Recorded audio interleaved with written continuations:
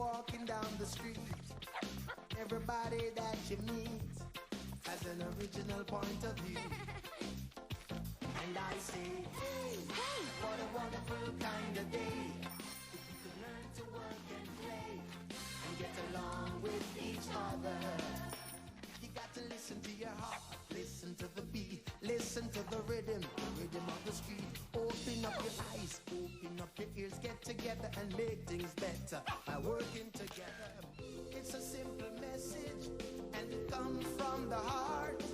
Oh, believe in yourself, for that's the place to start. And I say, hey, hey, what a wonderful kind of day. To learn to work and play and get along with each other. What a wonderful kind of day. What a wonderful kind of day. Hey! Hey! DW! Hey! Whoa!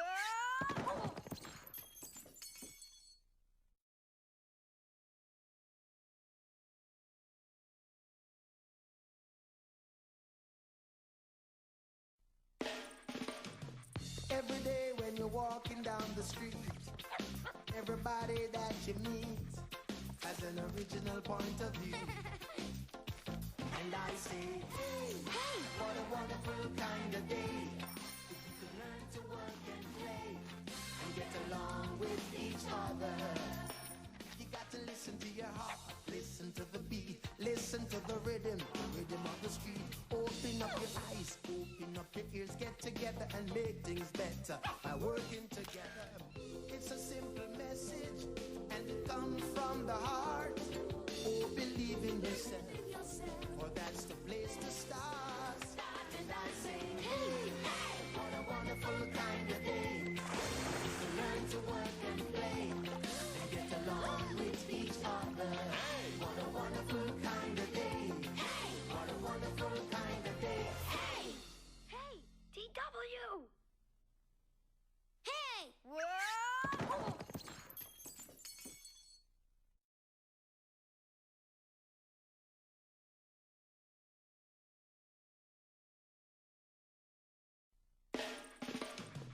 Every day when you're walking down the street, everybody that you meet has an original point of view. And I say, hey, hey, what a wonderful kind of day. If we could learn to work and play and get along with each other. You got to listen to your heart, listen to the beat, listen to the rhythm of the street. Open up your eyes, open up your ears, get together and make things better by working together.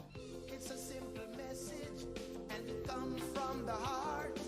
Oh, believe in yourself, for that's the place to start. And I say, hey, hey, what a wonderful kind of day. To learn to work and play and get along with each other. What a wonderful kind of day. What a wonderful kind of day. Hey! Hey! DW! Hey! Whoa!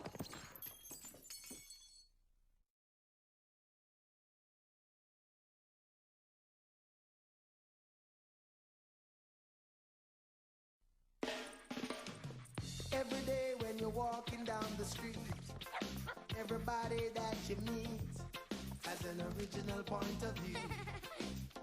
And I say, hey, hey, what a wonderful kind of day. If we could learn to work and play and get along with each other. You got to listen to your heart, listen to the beat, listen to the rhythm of the street. Open up your eyes, open up your ears, get together and make things better by working together. It's a simple message and it comes from the heart. Oh, believe in yourself, for that's the place to start. And I say, hey, hey, what a wonderful kind of day. To learn to work and play and get along with each other. What a wonderful kind of day. What a wonderful kind of day. Hey! Hey! DW! Hey!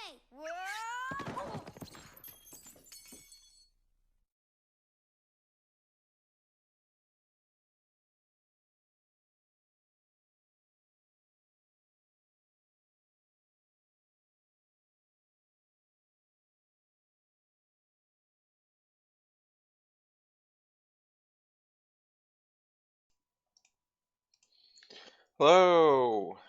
Welcome back to Tyranny. Game about bad people. But, you know, not real life bad people.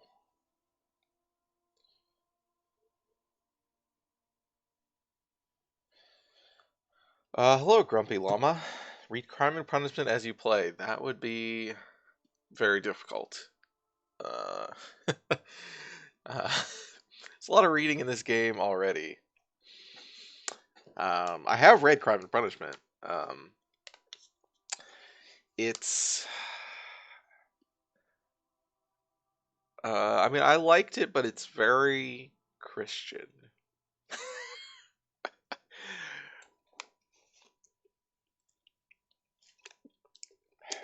Never read the Brothers Karamazov, though.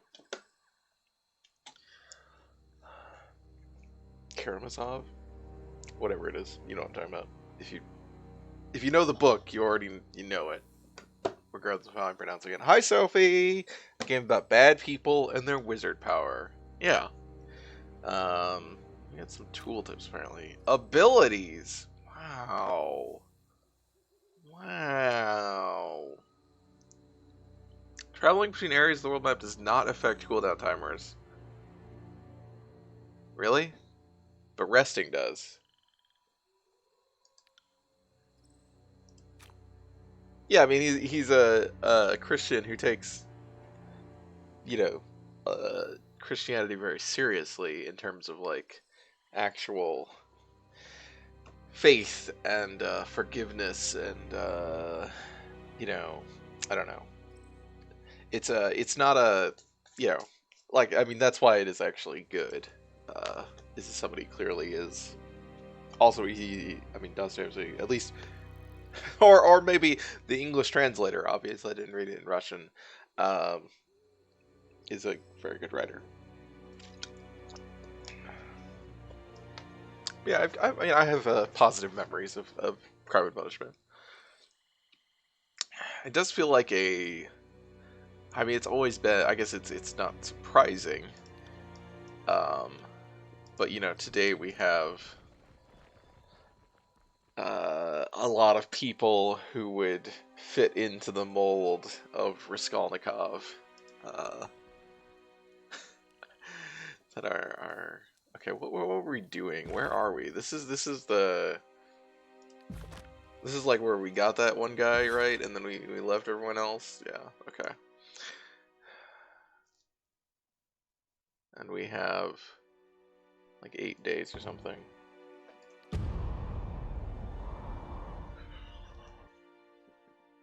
We got that one guy to turn himself in by convincing him that we would let everyone else with him go.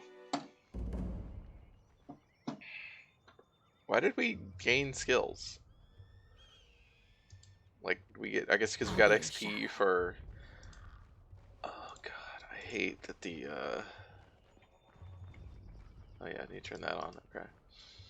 I hate that there's no fast mode. I'm gonna say it every time. Because I want to be able to sneak everywhere. Like, yeah, for this reason. Earthshaker Hood. Well, that looks nice. Earthshaker Staff. Is Control Stone. That's cool too.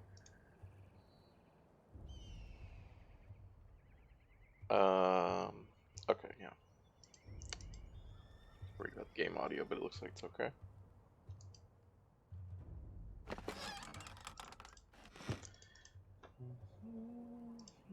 So there's some people up there. Some good guys? I was gonna say bad guys, and I was like,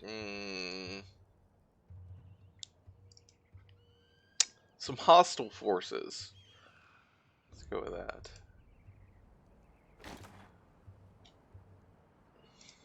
Bunch of Earthshakers here. Oh, okay. See that?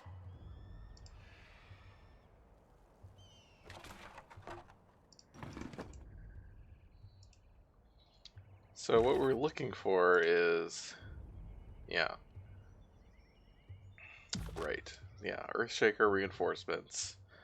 They have evidently been killed, we can assume.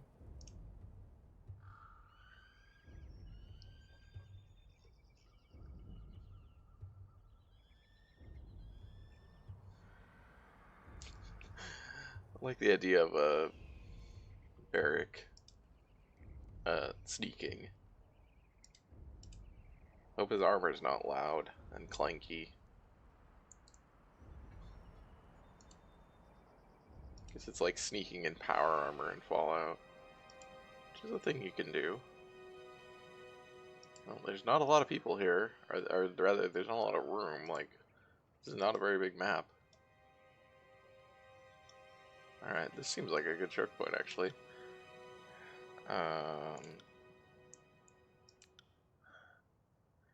Outrunner, Honor Guard, Archer, Sun Soldier. Alright, that's the only one we could shoot from here.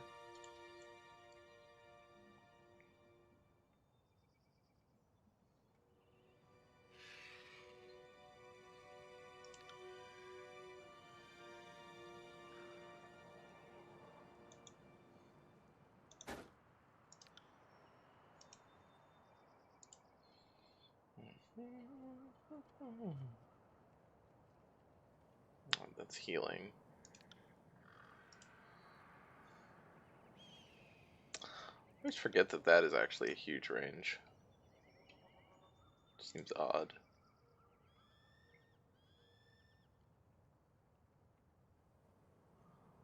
Can't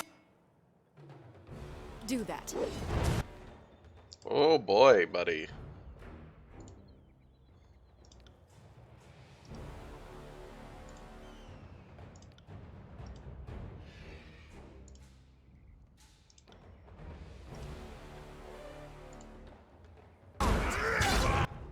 Ouch. That hurt, like, a lot.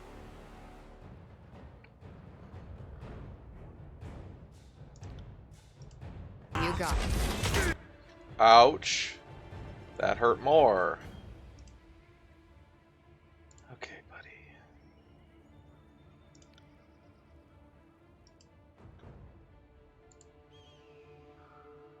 Oh, she did not end up actually firing that off? Was that tower rusty pants holding over or just the wind? I think Barrack has like a -15 or something to sneak from the armor. That's about what the power armor is, I think. So, okay, buddy. Oh, and did you get interrupted? Is that what happened? Okay, well you're gonna have to heal yourself.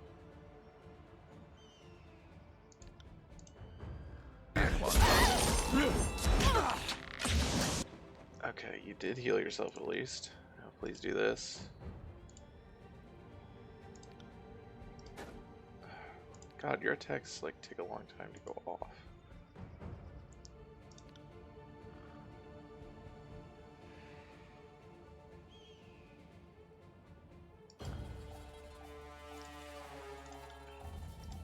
You got it.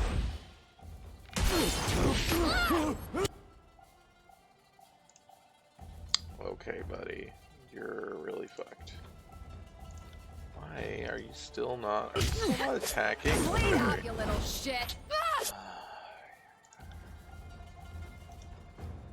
Oh wow, Barrack's actually hurt pretty bad.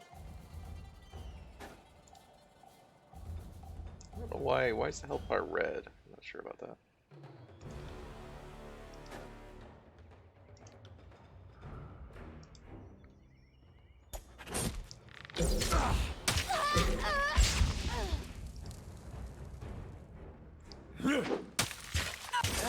I think I'm seeing double.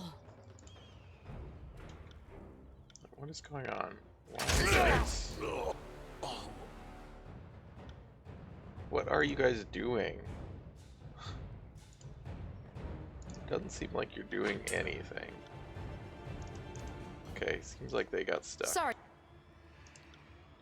about that. Oh my god, these fucking archers! I'm honestly just gonna load this again.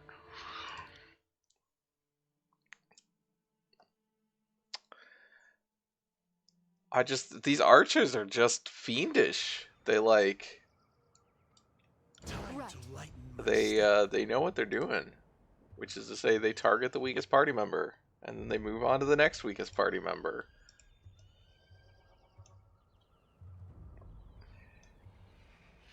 Also, of course, the rogues with their fucking teleports.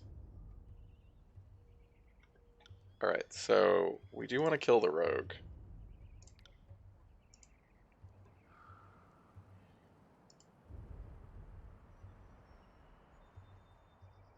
So this is a rogue. It would help if I could easier tell what the things were. Let's start with this.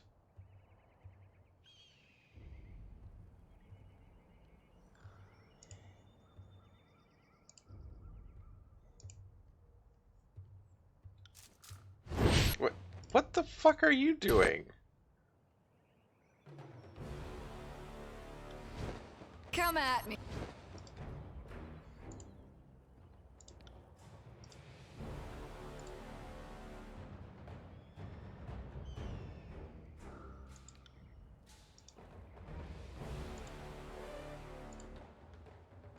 Be brave.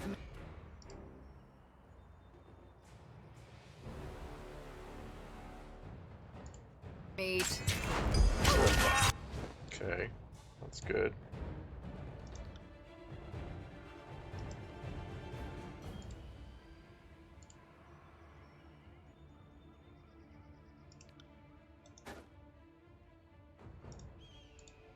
Well, yeah, because they didn't actually, the rogue didn't jump on us. Surprising.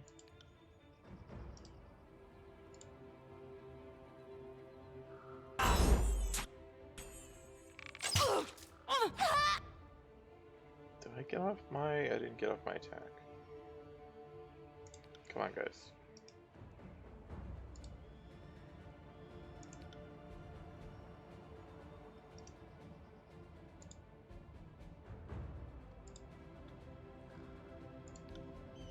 He really needs some attack spells. We're gonna have to get him. Holy shit, well there's some kind of like...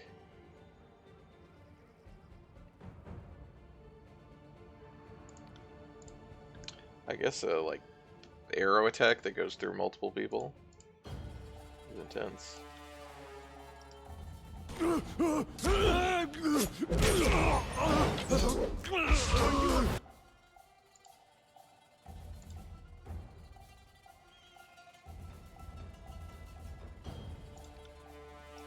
Will do. death, worm.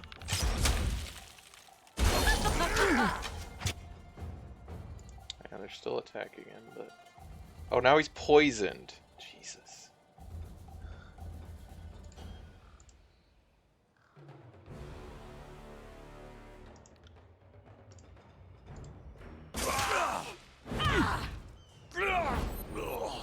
Oh, nope, they're stuck again.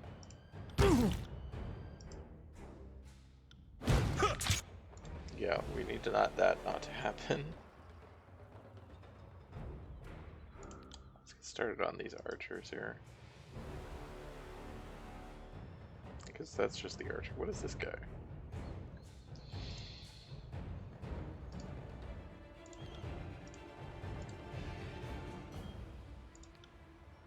Right. Oh my god! Alright, run away. Like, run away. Alright, that's actually fine. Wait, when did I even use this? I didn't realize that I had to use that. No. Stay, run away.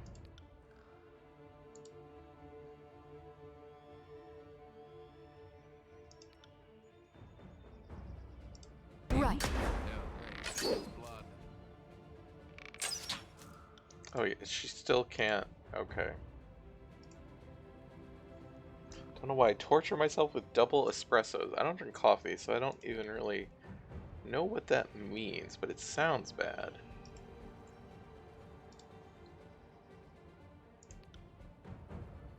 Okay, let's just finish this guy off, please.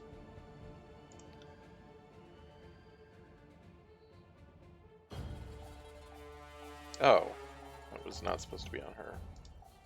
But I guess that's fine. Right. I feel. There we go. Alright, let's do this maybe.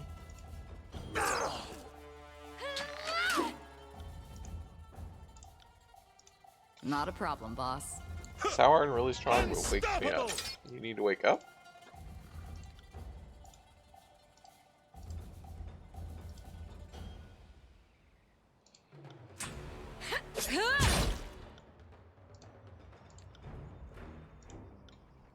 Damn my eyes! There we go. Did he? Oh my god, he hit him from. Fuck! God damn it. Fucker. You fucker. What are you guys? Okay.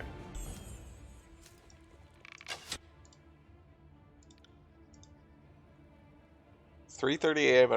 Why are? Okay. You know, sometimes that's what you gotta do, I guess.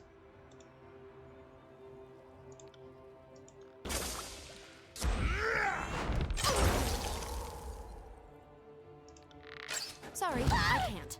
I'll tear your skeleton out by your ass. It's interesting how old. Oh. It's interesting how ruthless the AI is in this On game, it. because that's just so rare. You know, that's what you do as a player. Try to knock people out. The best status condition is dead. Take out the wounded. But that's not what the AI does, because it's very frustrating. It's like, oh, I have to actually... Oh, they're wounded. Oh, that's the red bars. Okay.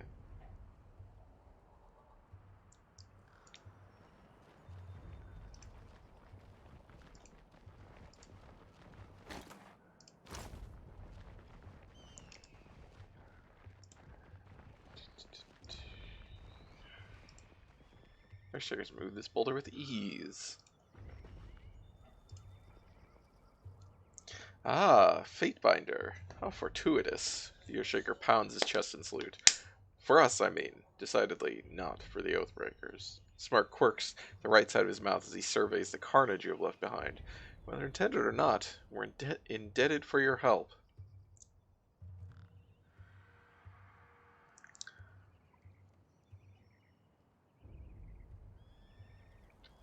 You're welcome. He spreads his dirt-streaked lips in a relieved grin.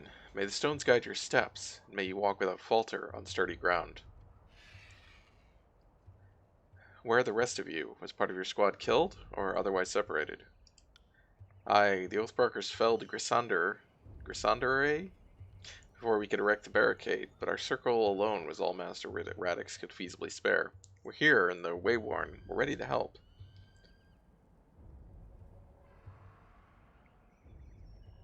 Wait, what do you mean all you could spare? Did Ash not order your attire guild's return from Azure?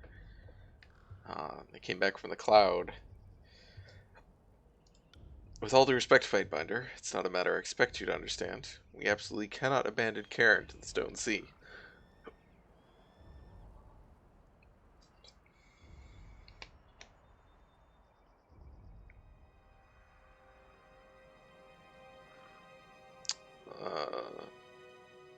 You can't abandon the... what?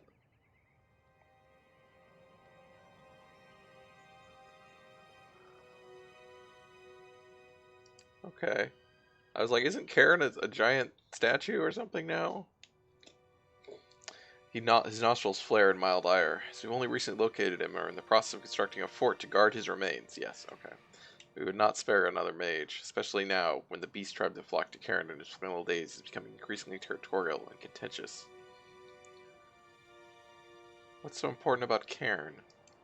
Cairn may be dying, but he's not yet lost. Therein lies the potential to harness an Archon's power in the Stone Sea. For that, I should think the possibilities are near limitless. Touches a grit-caked knuckle to his lips and clears his throat. But we won't know unless we can run the proper research. And so Radix refused Ash's orders. I'm not of a rank to make such sweeping evaluations. The Earthshaker stumbles slightly over his words. But I'd say he interpreted them in his own manner and to the best of his judgment, rather than outright refusing them. He is an Iron Guard, after all. His decisions, though difficult to make as they may be, will certainly embolden our routing of the tiers. Well, not if your general and his entire army is dead. He chokes, and the Earthshakers behind him gather closer, murmuring in surprise amongst themselves. One of them, a woman with wispy, russet hair, slaps him on the back so hard shockwaves tremble through you in the mountains past. If they... what? He gasps for breath. How? The Overlord has issued an edict of execution. If we don't take the well by Kyrus' Day of Swords, everyone here will die, including Ash. Well, clearly Master Radix was unaware of the severity of the situation. Glances worriedly to the other mages in the circles. They all visibly absorb the meaning of everyone here in the edict's range of affliction. Had we known, assuredly the guild would have come in full force.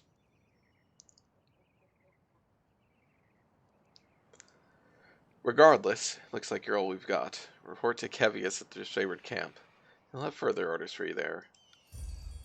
With a shaky nod and an even shakier salute, the Earthshaker gathers his circle and cloister together, murmuring, or perhaps chanting in hushed whispers. The Battle Mages march toward the valley. Alright, bye. Oh, there's not an exit here.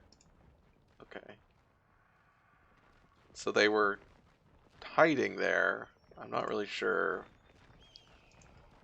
I mean, you would think the art assets would call for, you know, there to be in an enclosure of some kind. Like they kind of accidentally trapped themselves. But they didn't.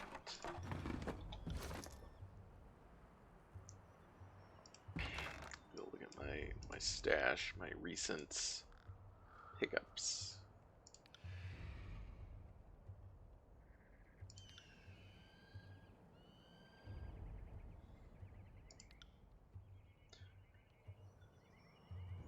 Well,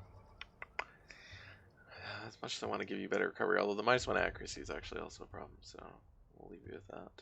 What do you have right now? Oh, a control vigor staff, okay. That makes sense.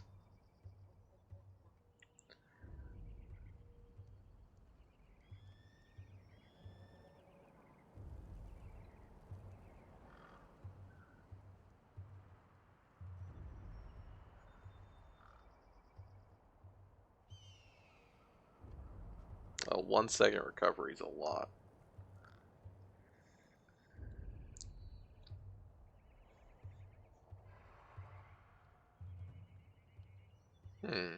Gauntlets give you better unarmed damage. Interesting. What was this one? Oh, okay. Oh yeah, is this my 80 lore? 61. I'll get there. Turn to Kevius. Explore Echo Call Crossing. So we probably need to go rest. How many? 7 days. Alright.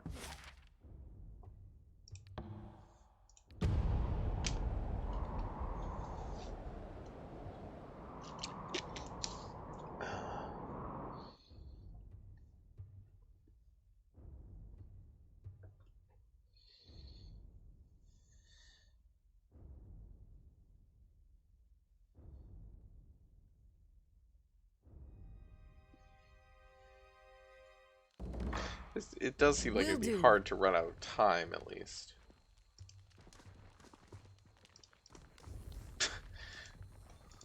He's still just hanging out there, I guess. I think maybe he would leave, but no. Oh, I can't even talk to him. Weird. With all due respect, our cohorts have proven themselves against these Apex fools time and time again. What can you Earthshakers do other than get in the way? Wow, Kevius. I don't want to be here, Kevius, and my orders don't involve proving our value to you. If the great general doesn't want magic on his side, then he can order us to stand down and sit this one out. I don't question what your mages bring to the table, Hellspar, but I have reservations about your leaders. Why couldn't Radix show up to the siege himself? If he has more pressing issues than the state of the conquest, I would like to hear about it from his mouth.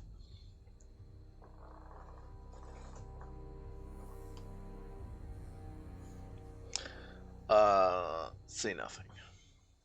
Interesting. I guess you could, if you're a war mage or a guild apprentice, does that mean you...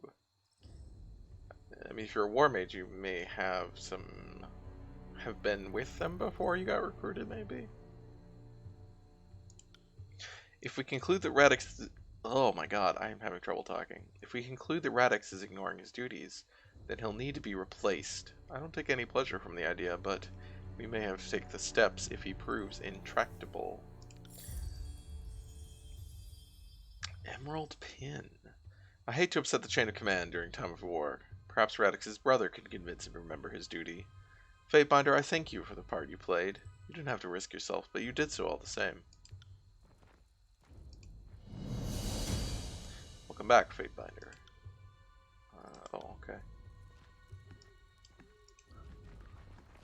So really returning to Kevius was returning to Arinios, but, you know. Alright, so let's go rest. No, where's the resting one?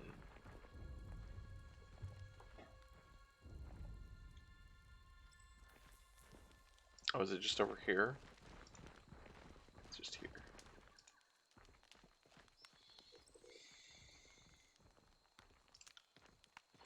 Six days remaining.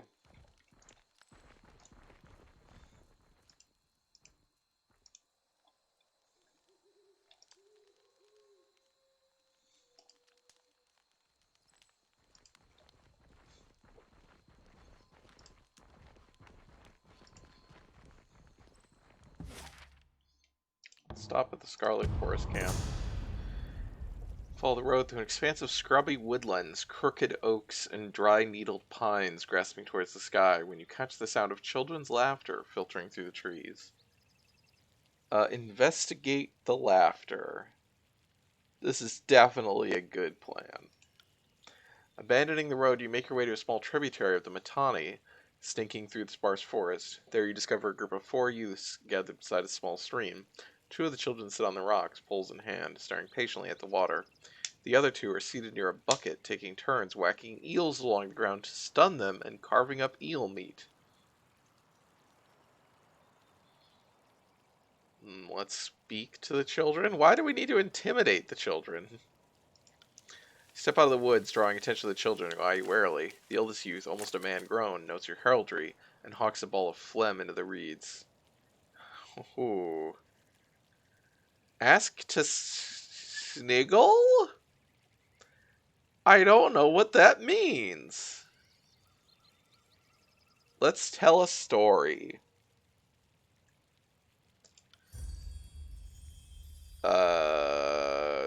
What? Oh, you raise your hands to calm the youngsters and ask if they've heard the tale of Pox and the elder boar of the Burnian Wood. It's not a story the Vendrian would tell you. When they look to one another without an answer, you begin to spin the story for them, an odd and sometimes amusing yarn filled with epic adventure and dark mysticism.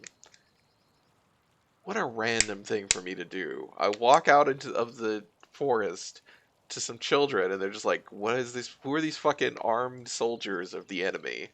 And you're just like, I'm going to tell you a story, kids. By the time you finish, the youth have become entirely absorbed in your story, utterly wrapped in their attention. The youngest of the children brings you an eel in exchange for your time. You thank them and return the road to continue your journey. Yeah, the cats are moving. It is a camera. It's not a picture, as some people have apparently thought occasionally. So we gained some reputation with the Vendrian Guard, and we are now well fed. Yeah, real live cats. That's right.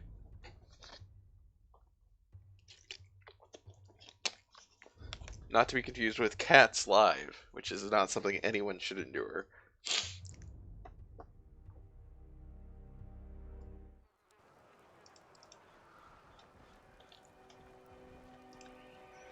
I haven't actually seen cats. I'm just, just seems bad. I seem confident. It seems like I can be confident in saying that. Wait, who are you guys?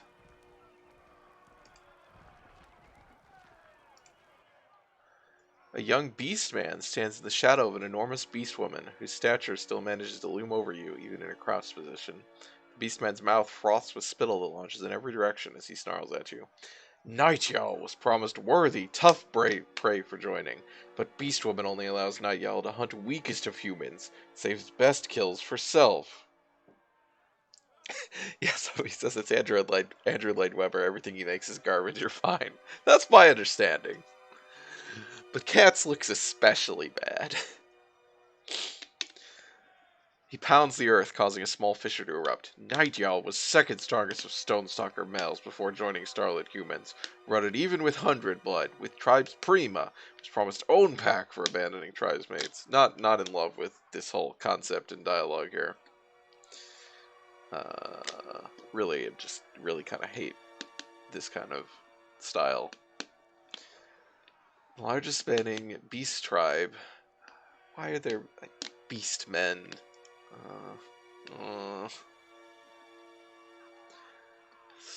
Okay, triple the population are appeared to domestication and forced labor in service to the farmers and ranchers of the realm. Great. Like all beasts, the Stonestalkers were born wild and yearn to range free. Unlike people, the beasts are born wild and yearn to be free. In ancient times, the tribe was known as the Meadowkins, but they were denied a name during their centuries of enslavement. Turmoil created by Carlos' invasion of the Tears and conquest of Azure, the beasts rebelled and won their freedom.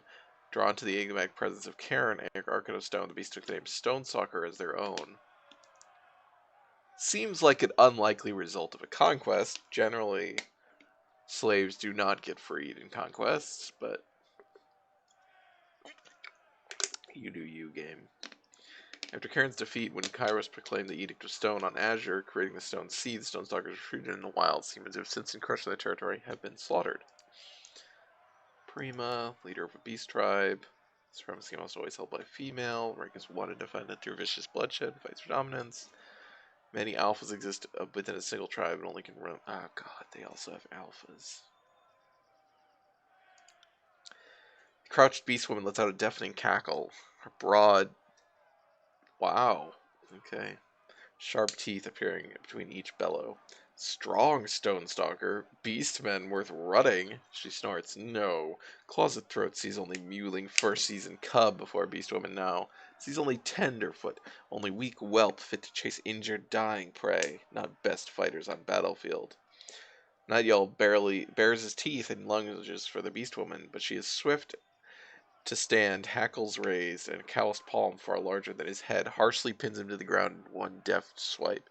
His face smashes into the earth with a whip-like crack of stone, followed by a deafened whimper. Closet Throat stares down at you, with as much regard as she might show the wild dogs that roam the camp. Human. She sniffs in your direction, and her nose wrinkles as she scowls, disgusted by your foul scent. Humans, she hacks, always are encroaching on Beastwoman, have no sense of danger, no recognition for prowling, hungry predators, are worse than sniveling beastmen. She grinds the beastman's face deeper into the dirt before lifting her clawed and gnarled fingers off of him. He quickly scrambles to his feet to nurse his head.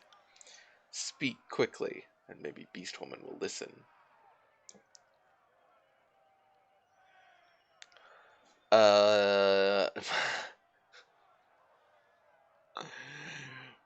What's going on here? Human has keen eyes, yes. Could see Beastwoman a disciplining, insolent packmate. That's not my question. My question was more, you weren't here before. She snaps a menacing sneer at the cowed beastman. Mewling, whimpering male Night Owl will learn Beastman's rank in new pack, or will not survive for many seasons longer. A soft growl burbles up from the back of his throat in response to her threat, but he keeps his eyes downcast, refusing to meet her gaze.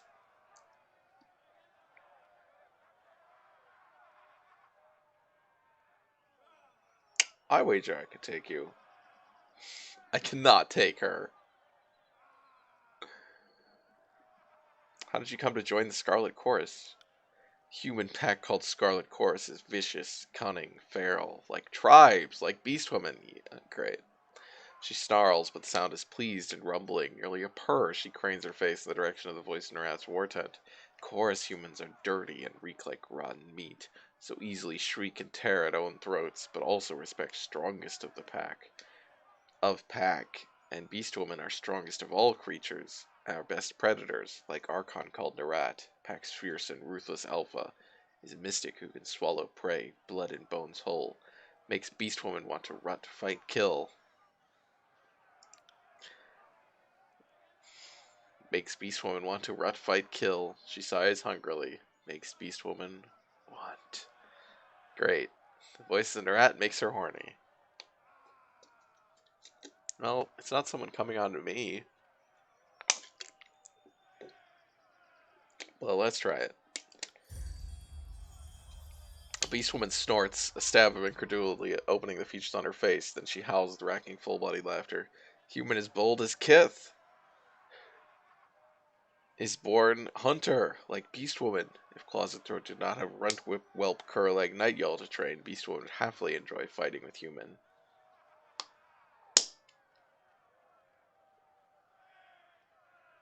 I don't know what offering I have of blood and bone.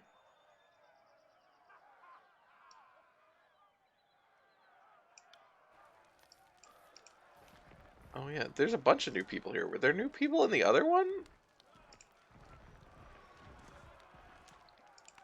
I guess maybe I talked to these. Maybe these aren't new people. I just don't remember.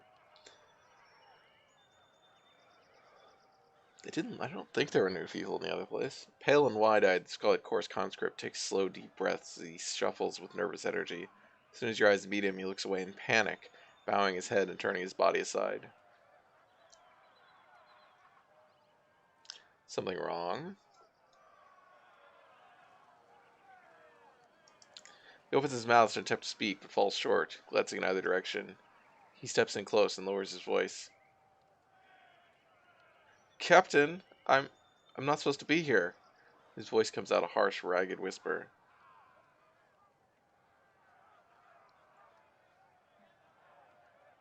Having regrets about joining the chorus? I shouldn't be here. His eyes widen as his voice rises to a near yell. The chorus! I don't know what I was thinking. I'm not like these people. He looks out at the camp. I'm gonna die here. At least I hope I die here, and soon. And to think His voice falls silent. His body slumps. And just why is this a mistake? Someone take the vow for you? No, but I was forced to take the vow. He places his flattened hand to his neck and pantomime of a blade. They slew my paw right in front of me, and they told me I was next if I didn't join the chorus. I never served in the village watch. I didn't know it would be like this. Never served in the watch. How old are you? How old? Started to look across his face. I'll be, Pa said I was born in 418, so that makes me... He lifts up his fingers to count, though the gestures seem entirely an act, and he trails off, mumbling incoherently. Oh boy. Makes you too young to be in the chorus. Summon your gang leader. I'll solve this. Apparently, there's an age limit. Chorus doesn't really seem like the age limit type, but... Eyes bright with short-lived burst of hope, the boy glances at a scraggly, wiry, muscled man playing dice. Two-Tooth? His voice cracks as he calls out to the gang boss.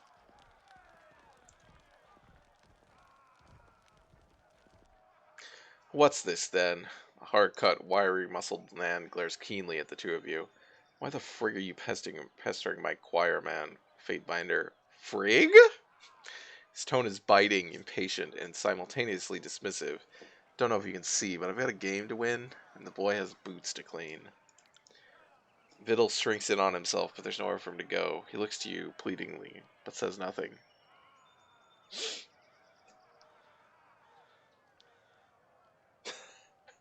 Hi, Billy. Billy says, Scarlet Chorus recruitment out of all high schools in 2019.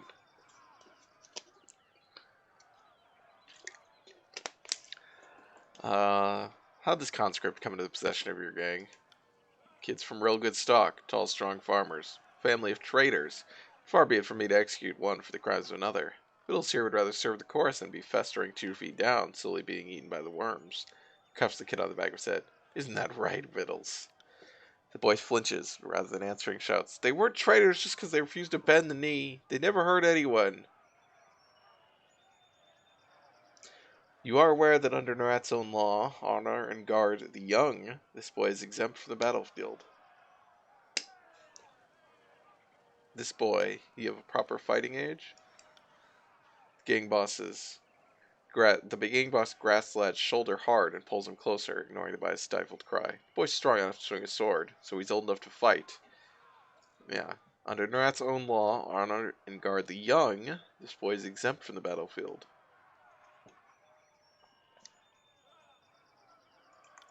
I'm aware of the camp's rules, he sneers, but the age majority's 15. Take a look at this brat and tell me he's not. Just because he's lily-livered doesn't make him a babe. The number of your local course representative can be found carved into your former teacher. Just thinking about the... Because obviously there's the thing on release about the... was it the Game Spots or something? Some game store, right? With the... literally having an army recruitment thing in their stores and like free food and shit for the release of the new Modern Warfare game. And that's just such a, the straight, obviously, like Call of Duty and specifically Modern Warfare especially has always been fascist propaganda. It's really awful. They're really bad. And they've just, consistently gotten worse, obviously, and very directly involved. And, then there was I guess it's not Modern Warfare, but Black Ops had the fucking, the one where Oliver North was in the game playing himself and also was in the marketing for the game, like advertising it as himself. And yeah, just the way that the press has responded to it, and specifically because we knew about a lot of this stuff pre-release, not the specific references being made that people are calling out now, but it doesn't, like, the specific, it's this focus on these specific references rather than the entire context of what the game is actually doing. And it's very frustrating because these people were like, I mean, obviously the press is still equivocating, but the so-called progressive press was equivocating hardcore before, like in previews and stuff, when it was incredibly clear what this game was doing and refusing to acknowledge what the game was doing. Yeah, if you made a Starship Troopers game like a Starship a faithful adaptation of the original novel, yeah.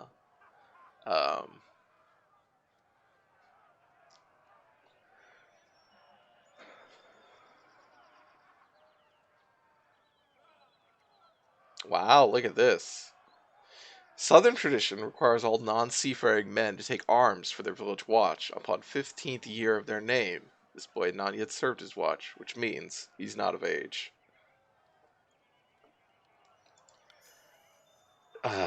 Isn't it just my luck? He sneers at the kid as if the whole thing's his doing. Yet another winning streak's gone cold. Well, go on then. Get back to the slaves' quarters. No more fighting for victuals, is it? For now. Aren't you forgetting something? Children are a valued and protected commodity in the chorus. As he's a member of your gang, you'll need to properly serve and protect him until he comes of age. What a weird fucking thing. What's that? He sneers at Vittles, but rather than shirking, the kid glares back, emboldened by your support. I think what the captain, or the fate binder's saying, is that you can't hit me no more. He smiles for you, green eyes big and bright. Right? But I can hit you now, boss, and you can't hit me back, and I can make demands like everyone else, like, I'm really hungry, and I want some boots that don't have holes in them. Hit them all you want, kid, but be careful. In the chorus, the minute you murder someone, you come of age. Grits his jaw, iron enough that he looks as if he'll rattle Vittles by his scrawny neck, but he merely flicks 2 fingers along the underside of his stubbled, scratchy chin and darts a nervous glance toward the Archon's war tent. I get it. Children are sheltered by the voices. His throat constricts as he nervously swallows a mix of bile and Vagrant's jaw. I'll look out for the kid, I swear. Won't any harm come to him, or it'll be my prick what gets chopped. He offers you a final cold nod before shuffling back to his game of dice. Because what... God, I'm not really wanting to talk about this, but it pisses me off so much. Because, like, what people are talking about with Modern Warfare, you know, a lot of is like, oh, you know, there's these references to, you know, stuff from the first Gulf War, stuff from the Highway of Death, and other stuff that the U.S., you know, is responsible for that are being put on Russia in this game. But what it is actually... Who had child soldiers on the Dystopia Big card? Well, they're not child soldiers. That's what we just found out. They're not allowed to be soldiers. They're allowed to be slaves. Which may be a distinction without a difference, but also that doesn't really square with what we've been told before about, like, them murdering parents and then putting weapons in the hands of children and telling them to fight it out and see who survives. But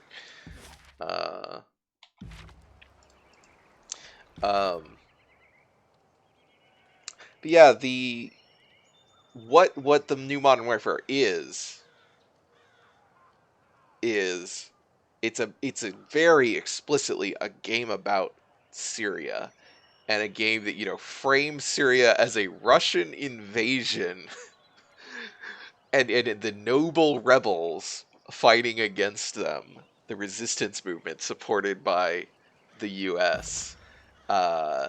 And when there were it really made me mad when there were previews. They were like, well, at least, you know, they're doing something different and trying to show, you know, like, trying to give us a different perspective. You know, it's like, yeah, they're putting you in a different perspective by putting you in the first person of Al-Qaeda. You know, Al-Qaeda in a fake, like, God, the just complete cowardice of that shit. To not call this out for what it is, or to not know what it is because you're posing as someone who knows about politics, like the basics, and doesn't actually know anything. I mean, either way, it makes me really mad. Okay, so we have to go to Echo Call now. That's fine. So he says, I think the Fate Binder's intro could be as a child soldier. That sounds correct.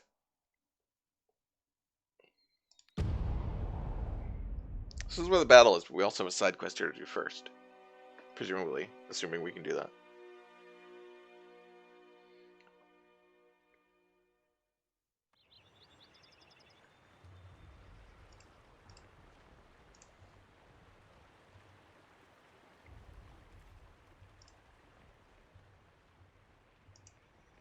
Antio and Bitter Quip, okay.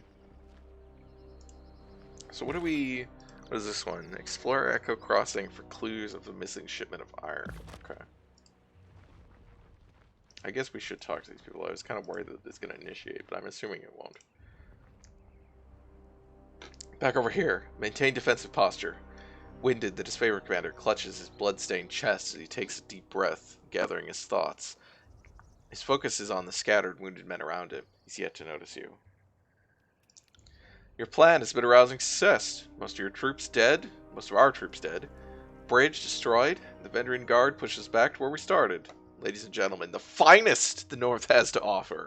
And for your next act, I need those Furies on point. Don't mock my strategy after working against it. We could have taken them.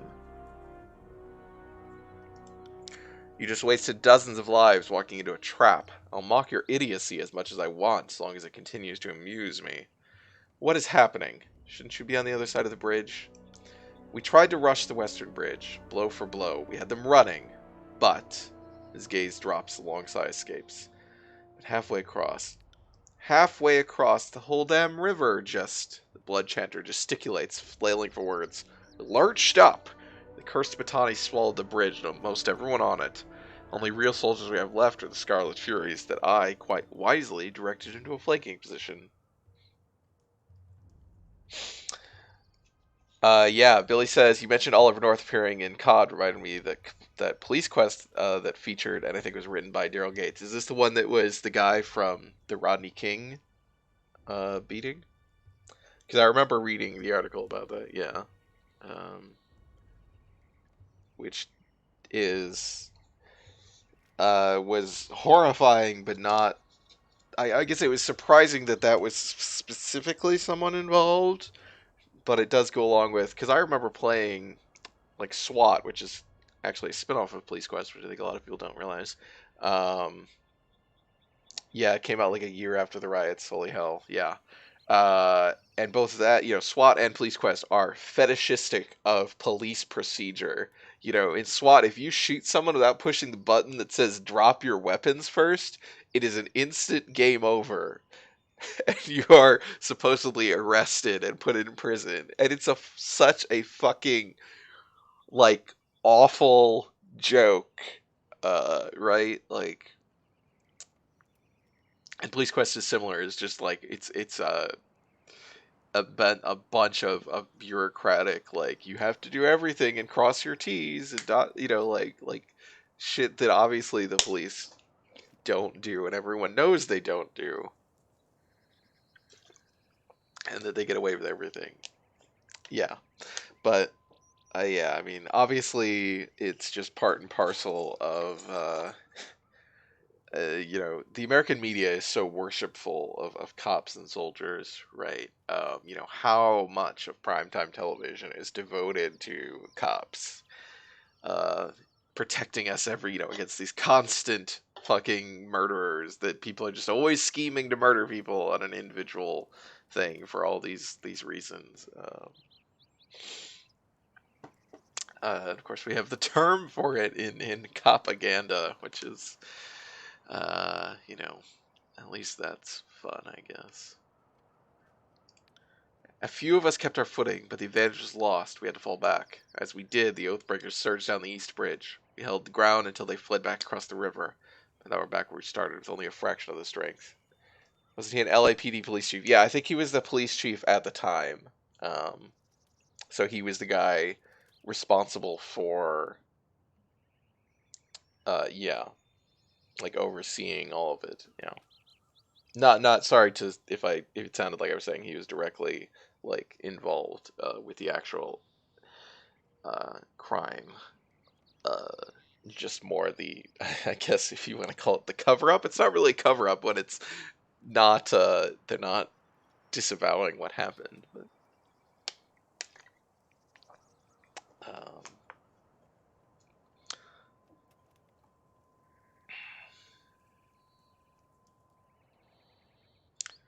a member of the School of Tides is alive and working with the Vendrian Guard. I assure you she's the culprit. Yes, Ebb of the School of Tides. That would explain it. I saw a woman dressed in blue on the other side of the river. Didn't seem like she fit with the others. Holy shit, I did not remember that, Billy. Billy says, oh, and it's really fun that the full game title was Police Quest Open Season. Holy shit. Had we focused our strength into one perfect lunge, we could have crossed the bridge before the enemy knew it was killing them. But it's not too late. We can use the Scarlet Furies to... No! Fool! Stop suggesting ways to get my gang killed. Are you working for the Oathbreakers? We should wait until the enemy is no longer on high alert. If Antio's plan isn't a good one, what would you suggest instead? There's a time for initiative and a time for patience. We should try a different part in the river or come back later. The enemy's too wary of us now. There must be other professions that make for good procedurals other than cops and doctors. I'm sure there's plenty of them. And I mean, especially since the cop procedurals are basically total fantasy, they have no relation to what actual cop work looks like. So, you could just make some shit up about whatever. Um,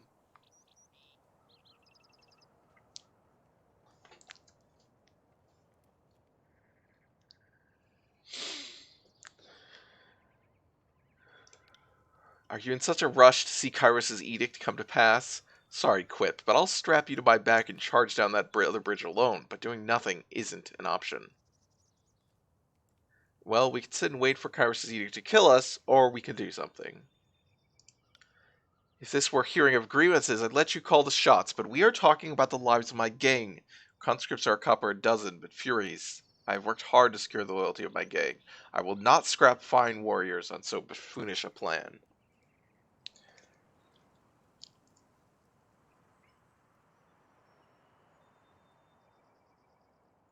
Oh yeah, in terms that it's I think about that, Billy. That's about that. TV shows really love doctor procedurals, but we don't have video game doctor procedurals. And I always think that would be a kind of cool thing to do more with. That would be nice. Hell, just make a fucking.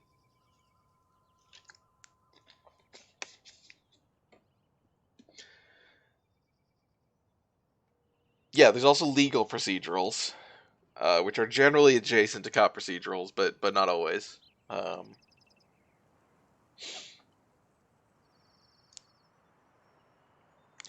course, the legal procedurals that aren't adjacent to cop procedurals are still generally really awful because they're really like rich bougie, like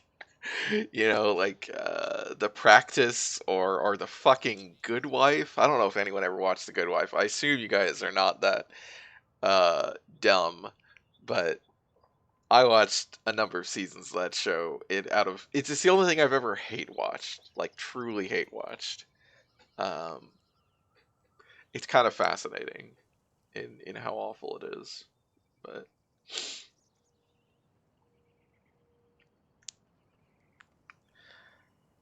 I suppose I'll have to tell the voices of Narat that his agents were soft and cowardly in the face of opposition. Do you think your words would change? Chanter smiles wild. I meant to say, perhaps the Fatebinder is right. Antio is in charge. When you meet next with the Archons, you will tell the voices I was instrumental in the success of the crossing. What is the Good Wife? The Good Wife was a CBS legal procedural about a rich woman whose husband was he was the DA for Chicago, I think, the district attorney, and her husband was caught cheating, and she stood by him as the good wife. And she was originally a lawyer herself as well, but she stopped working when she had kids, and then yes, TV's Mr. Big is her husband. And so she goes back to work because I don't actually remember why she goes back to work. But the premise is she goes back to work at a law firm as like it is very West Wing level shit.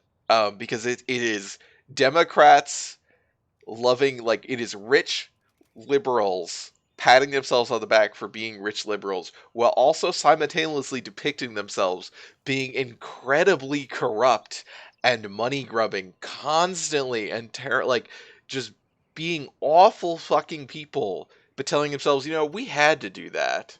We really had to.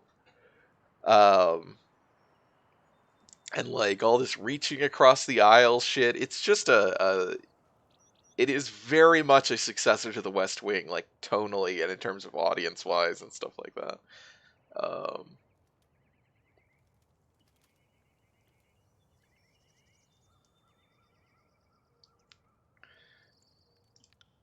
just like that, disfavored warrior crumples his face in his palm. No, wait, I won't question it. Yes, thank you, thank you.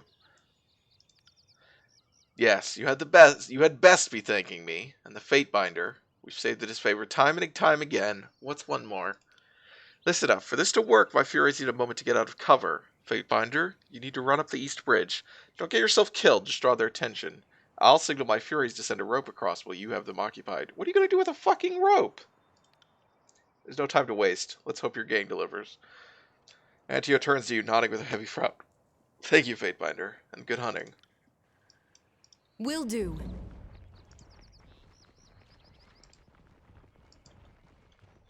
I suppose the East Bridge will be over on this side.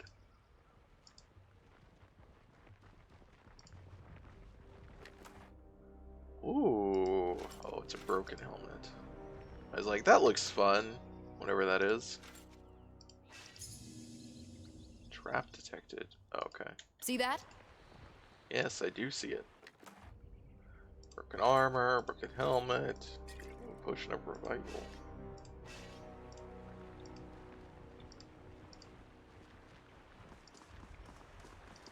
Oh, hi, some nice people. Soldier has numerous wounds to his body. The cold forms of two elderly villagers nearby. Two victims that he ultimately could not shield from harm. Okay. What have we here?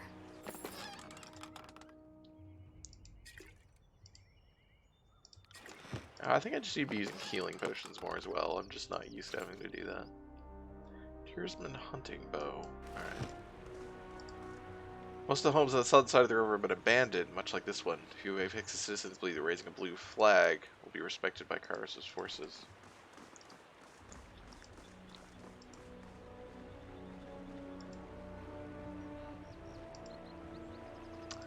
There's also a spin-off of The Good Wife on CBS's streaming service that is called The Good Fight. I mean, I haven't watched any of that. I didn't watch it until the end of The Good Wife. I did give it up eventually because it just, I was like, this is not good for me to do. But what did this say? The Tawny River's currents pose little threat to small boats, let alone bridges like this one. The magic that split the bridge must have been quite powerful. I mean, it doesn't look. It looks like a pretty flimsy bridge, to be honest. It doesn't seem like it would take a fucking, you know, Glorfindel summoning up a. This part has an odd Romans crossing the Rhine vibe. Hi, Scooping. Yes, I think that is a good. I mean, there's a lot of Roman stuff going on with both the disfavored and the chorus. And yeah, bringing civilization, quote unquote, to the barbarians, and scouts hiding behind the far bank. I can just barely see them. All right. Oh, I guess we can talk to some of these guys. Send out a call for reinforcements. If a guard attacks us in great numbers, it'll take some doing to hold them back. Village full of traitors. Right up to me, I'd get them all. The new guard will triumph. I don't regret what I've done. Clearly, I surrender. No need for further bloodshed. Okay. Well, this is not a very big area. Again. Well, at least this side of it isn't. Curious. Oh, shit. I'll stay Really? They're just like hanging out there. Okay. Not you. Oh, okay.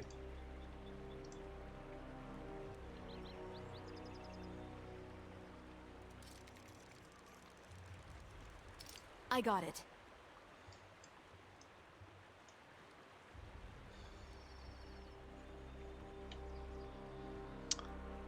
Outrunner. So that's these are rogues, right? I think. So we're supposed to. What are we supposed to do? We're supposed to get their attention. We're all supposed to look for the missing shipment of iron. Settlement near Echo Call Crossing. Okay, so that must be on the other side.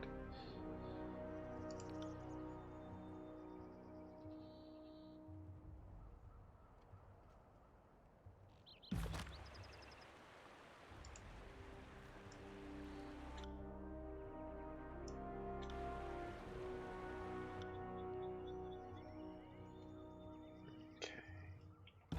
I'm gonna save just in case.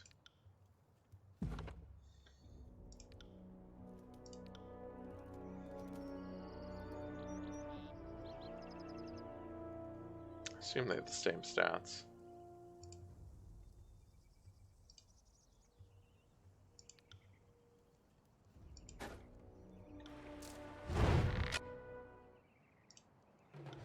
I'm not here.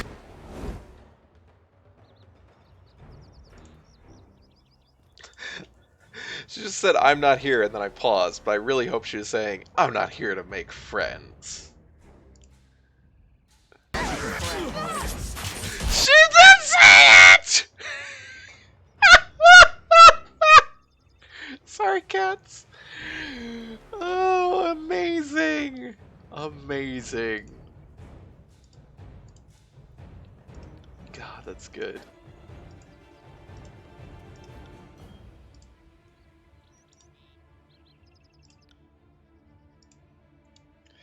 Real Housewives of the Tyranny.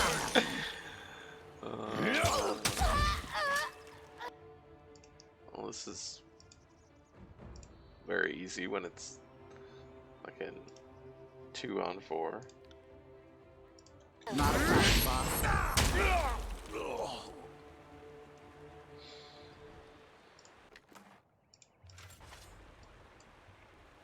Slow and steady. Okay, I kind of thought they would be sending some more people or trying to run away.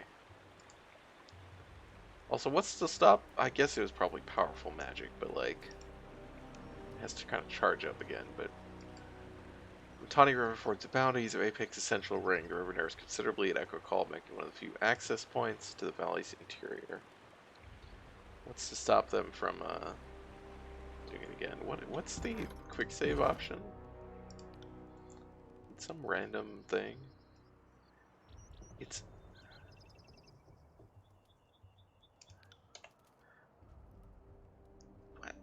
yes. I don't.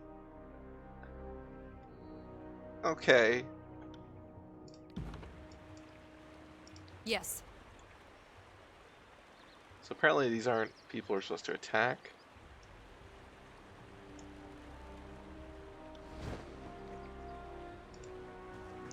Okay. Hi. Oh no! You there. And you. Signaling your warriors to the bridge, a woman in the regalia of a Vendrian Guard captain pierces the commotion with her shrill soprano. Oh. I can't do a shrill soprano. Get over here. The disfavored are back. Guess they forgot a javelin or two. Be a doll, would you? Hurl them back? Wait. Not another disfavored. This is a fate binder. She looks you up and down. Odd. I would have expected, well, just more soldiers. Here to convince us to kneel down and lose our heads. Your heraldry, House Matani?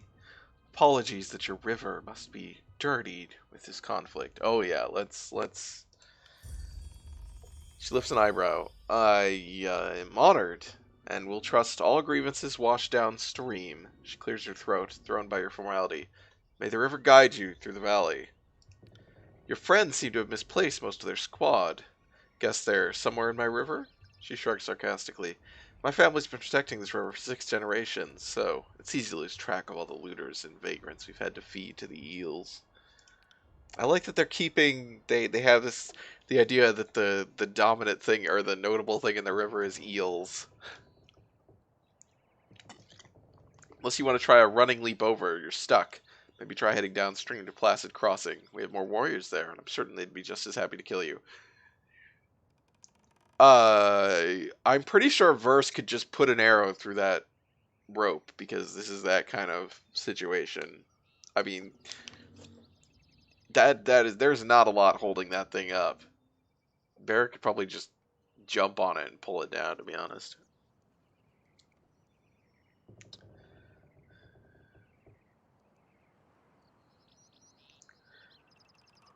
The Tidecaster that did this, the same one that met me for a truce. Trying to take stock of our crew. She lets out a loud snort, laughing to herself. We've had unexpected help of late. Kill and rape a realm enough, and everyone comes out of the woodwork to shiv you in the air. If Barrick jumped on this bridge, he'd never be seen again.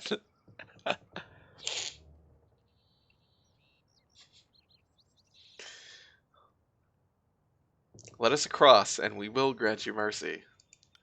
Hold your oars a second. I have a statement prepared from Captain Ari for just this moment. She reaches into her belt with an impish smile and pulls her hand out to reveal nothing but the local hand gesture for penis. Wait, there's a second missive around here somewhere. She feigns scouring her pockets once more before displaying her phallic gesture again. She looks like she's just pointing with her index finger in the portrait, in the pose, but... And as amusing as I find this soon-to-be corpse, it would appear that our distraction has paid off. He nods off to the west. Barrick, it's not a distraction if you point it out. Shut the fuck up. We keep them busy as long as we need to keep, as long as we can. Satisfied, she turns to leave, calling out as she does. I wouldn't keep standing there, Fatebinder. The river's currents are quite unpredictable.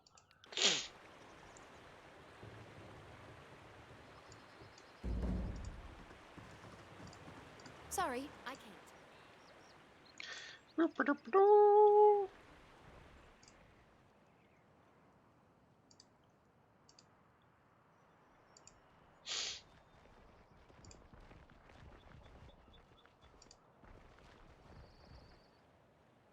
No, they aren't. I mean, I guess they were here, but that does not due east of you. We definitely don't have any... Yeah, okay. Well done. That distraction was exactly what we needed. Graven Ash protects. My comrades are getting their second wind and ready to try this once again. What comrades? There's like 3 of you that are still standing. Well done. While you were toying with the Oathbreakers, my gang had the opportunity to set a rope on the collapsed bridge over yonder. The Furies wait to join you in battle. What's the plan now? Also, how did... They really didn't know that they don't have people on both bridges? They don't have anyone watching? Is it not that visible? I think the scale of this is kind of hurting it. It seems like there needs to be a lot more space involved. Or we kind of had to, I guess, use our imaginations.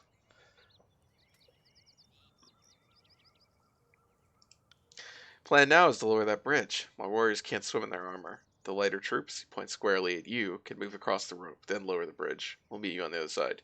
Alright, lighter troops, Barrick. Crossing by rope, are we? Barrick clears his throat and shifts his weight awkwardly. In that case, I might recommend that I go last. For once, I agree with Antio. Bitter quip points across the water in animated alarm. My gang's been spotted. Go now, before they're overwhelmed.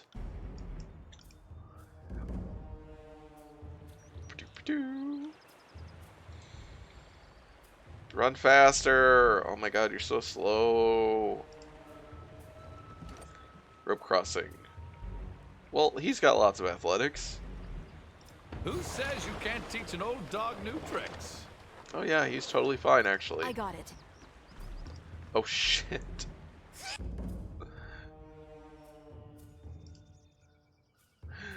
Well, most of them are dead. And that one's probably gonna die quickly as well. Why is this? Why can't you use this?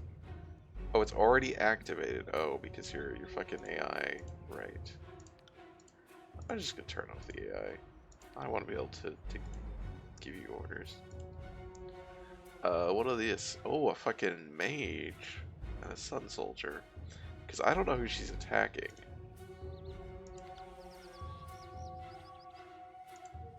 Oh, he leveled up also. Whoops.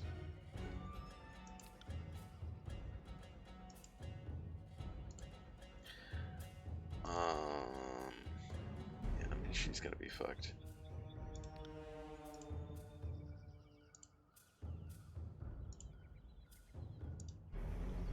You're doing that. I wish it showed over here what they were doing, rather than having to look over their head.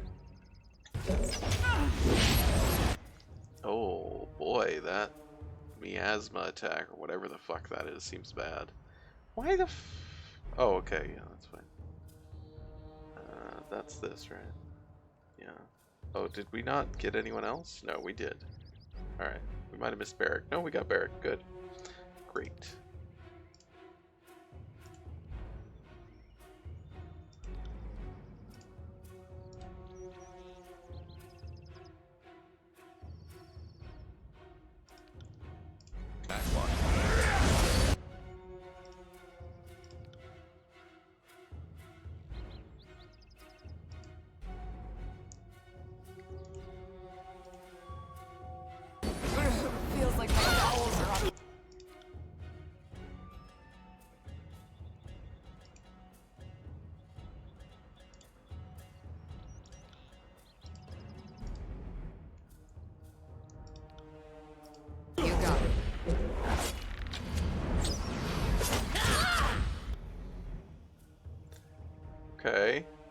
Seems we're managing here.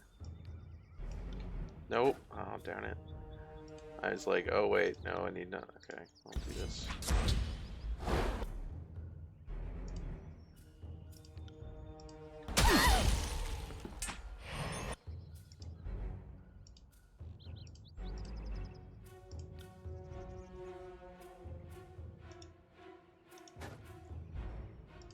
Oh, this is up again. I will aid you. Good.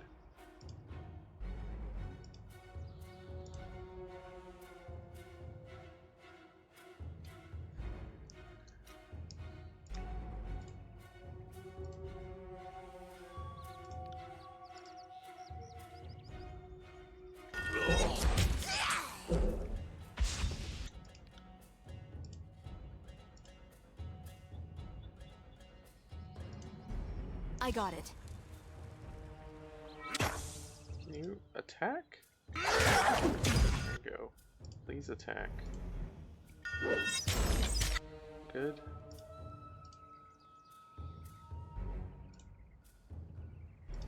Let's just go and do that.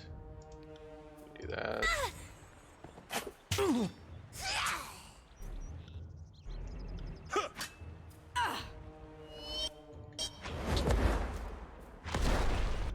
Good. I'm annoyed there doesn't seem to be a... You'll have your head!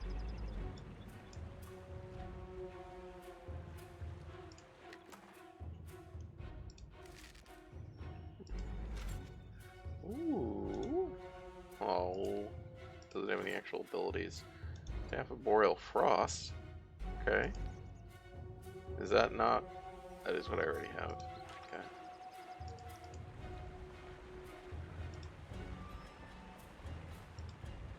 Alright, so the only one... I'm pretty sure that's the only one that was alive. I mean, that wasn't the only one alive when we got over there. The others were really not salvageable.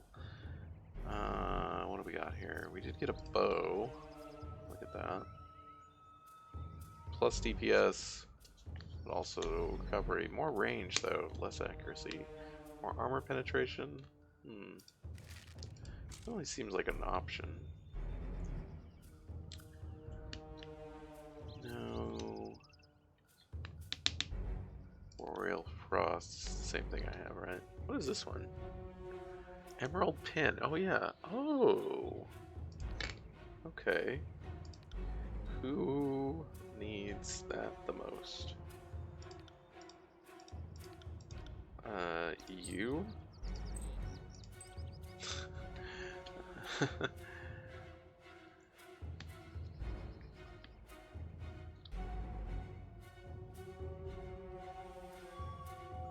Oh, you... Whoops.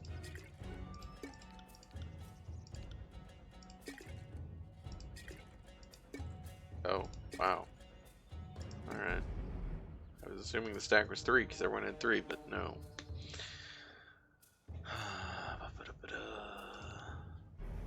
What's my lore at? 62.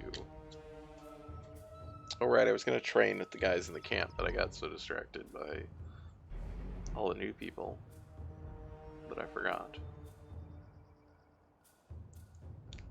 That's probably okay though.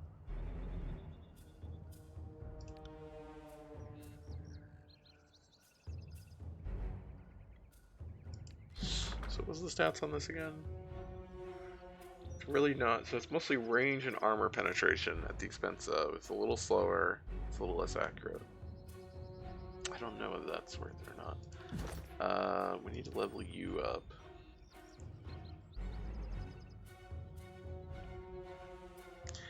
Where is... I guess this is your health. Honestly, it's probably what we need.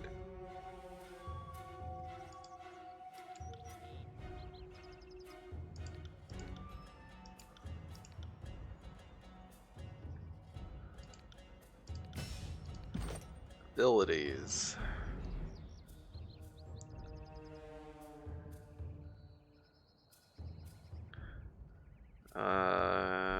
Ooh, seems good.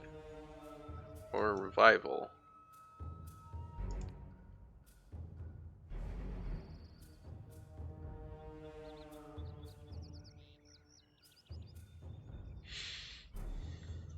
That seems important.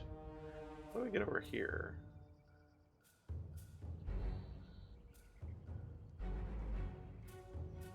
Oh, paralyze. That's kind of cool.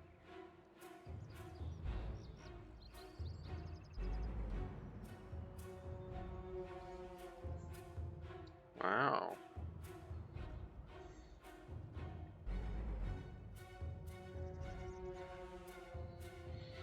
These all seem good.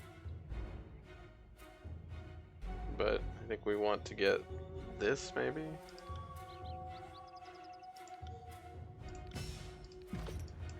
On it.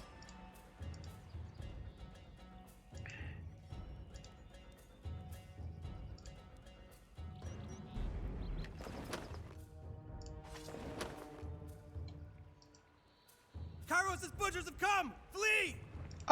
You can't see me! Also, that's a lot of people.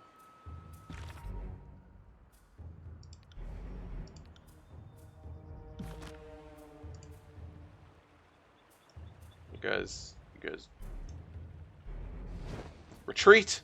Captain Matani signals our troops to run to the nearby village. There's too many! They've crossed the river!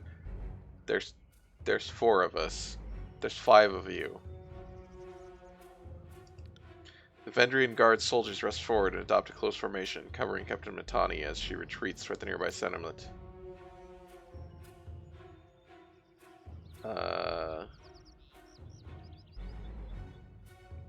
What the fuck?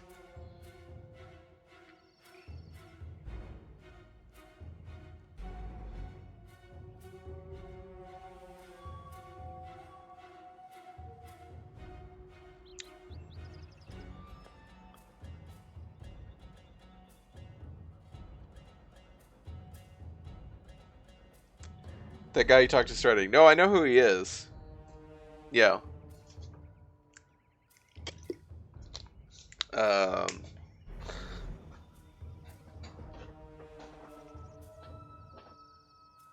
trying to figure out what the hell this, like, dialogue is actually gonna be about. Hi! Oh, Dio's getting up. Are you gonna go do a smelly poop, Dio? It's about that time.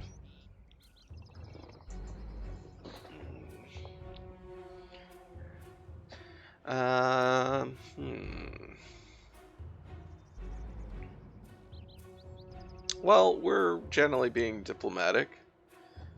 I wish only to talk. Your press goes. Oh, okay. Bye.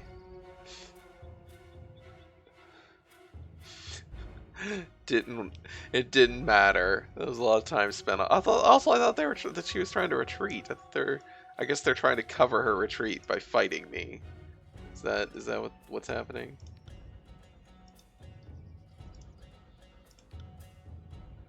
Oh god, I'm assuming execute is I'm gonna assume that is a jump. Oh no, wait. Okay. I am a shield!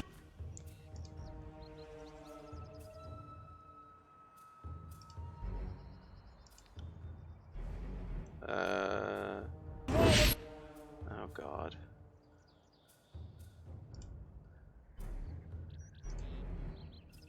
Yeah.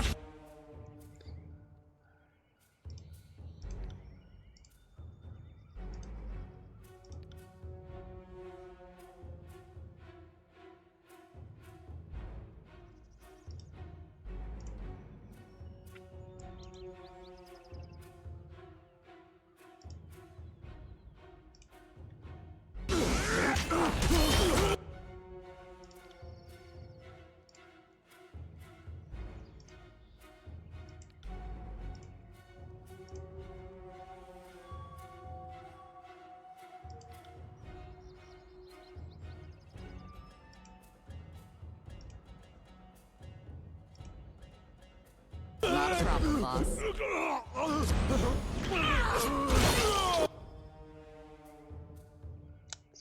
good.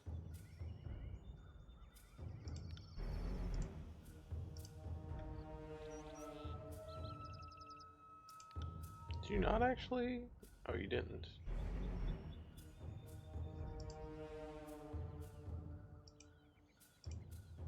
Will do.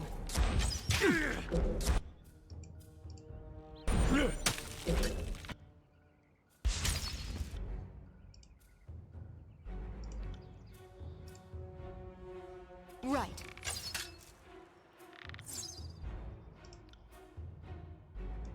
Yeah. As you command.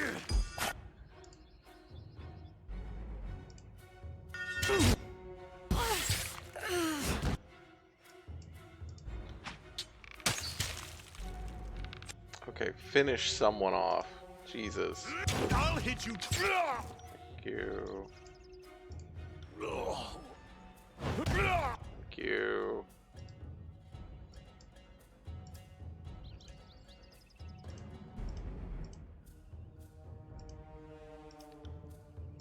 I got it.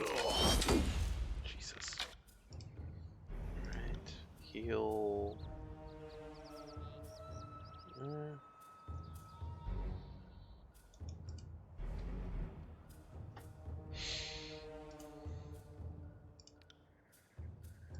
On it.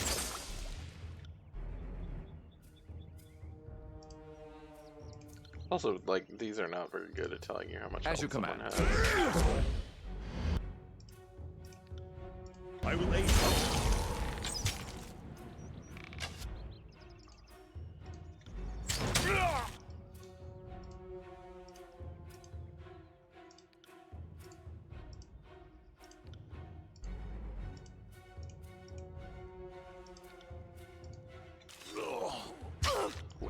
Where the... What? What are you doing? Is there like a minimum range for that attack? I will aid you.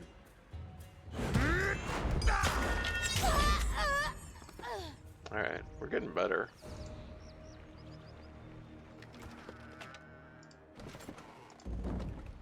Oh, forge-bound iron. Yes. What did I learn?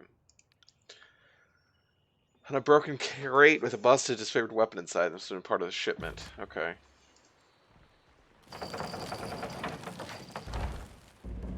Hey guys. Yeah, you and your literally two other men. Yeah. This game has a little bit of a problem with scale. Don't know about you, but I feel like fighting someone.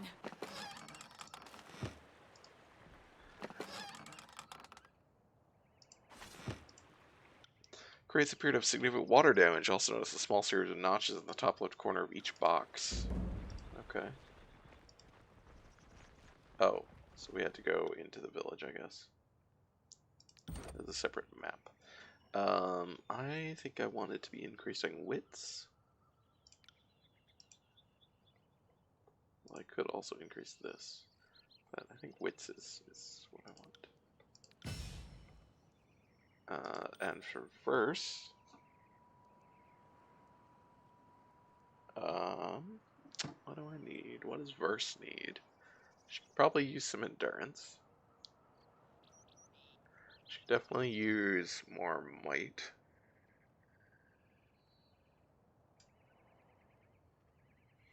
She has high accuracy. I think she needs damage.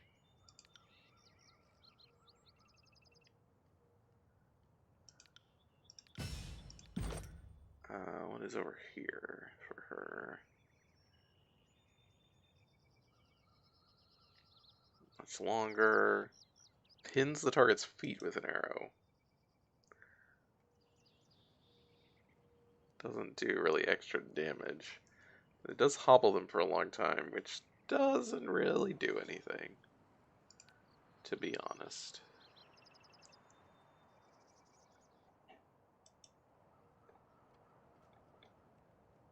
Okay, immune to engagement.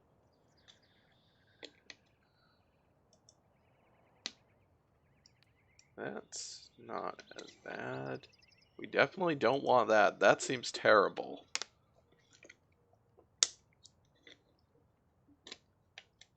That also, what? This seems terrible. Why would I ever want that?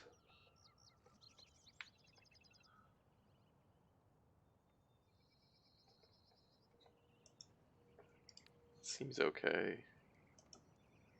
Not using that. These don't seem great, to be honest. I don't know what constitutes light armor, but I'm assuming she's wearing only light armor. That's not great. That's not great.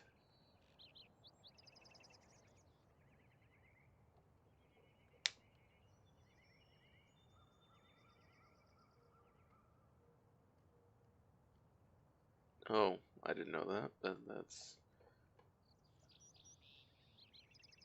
These are not archer. That's an art. That's a good one. Okay, that's good.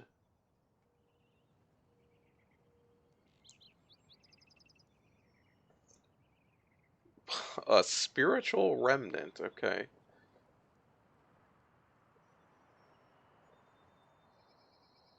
Holy shit. Okay. That's interesting.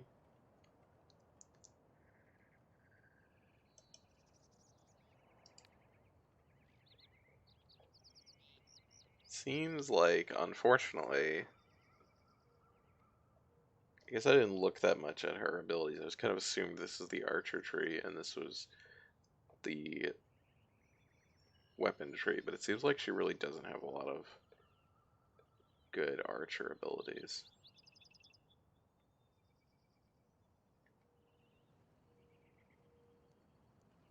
So I might need to go down this. But these abilities are also not great, other than maybe that one.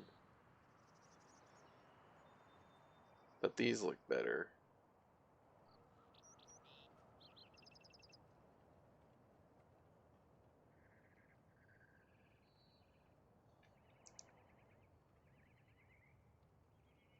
Yeah, these all look much better. That's unfortunate, but...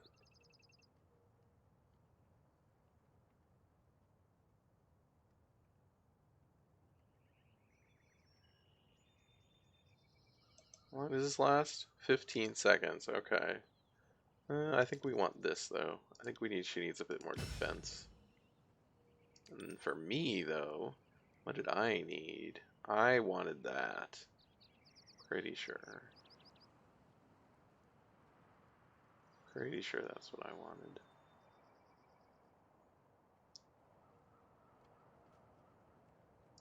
wanted. Can I get leadership yet? Oh, I can get leadership. No. No. Not really.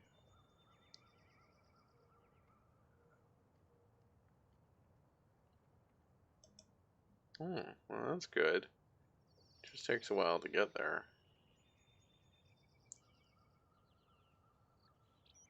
Ooh. Ooh. Ooh.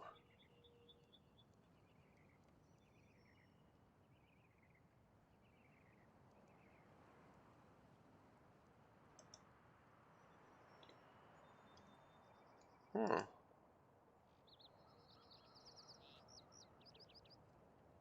Wow. That's pretty sweet. So there's some good stuff in here. Oh, interesting. Also good.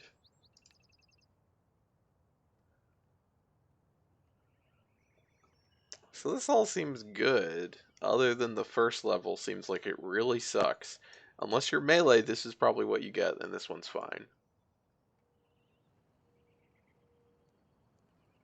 Marked. But what is marked? Oh, there we go. Okay. Oh, yeah. That's pretty good.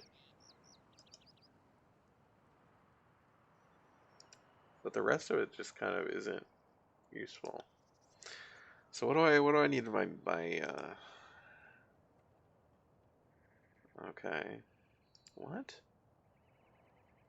Granting additional armor. Okay. Why does it say stolen?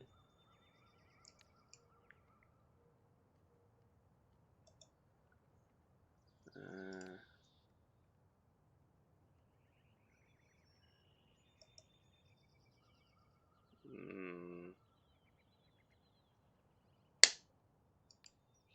Doesn't seem very good.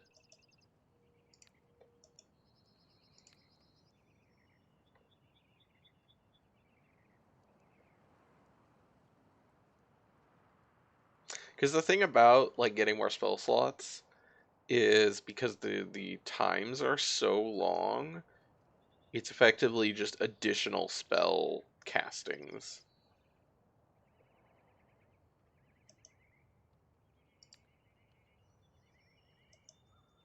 A lot of these are still very melee based. Like, it really seems like it does not want you to be a ranged character. Like, and it seems like range. I guess range, if you want to be ranged, that's what you get.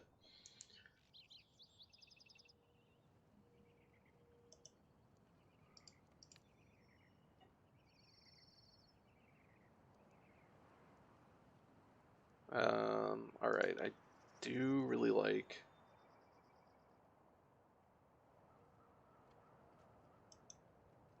some of these. I mean, this isn't that great, but that's what you can kind of start with, and then eventually get to this is really good. I mean, it's, I guess, not super good, but it is good. This seems good, or at least decent. This is good. That's a pretty big damage boost. That's pretty alright. That seems good. That seems good. That seems actually... Oh, it's not very much health, okay. Increases based on their loyalty. Alright, I mean, that would be good.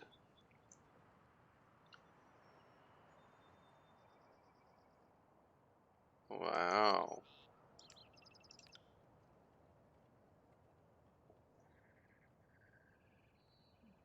Do I want the spell slots now? I guess that's the only question.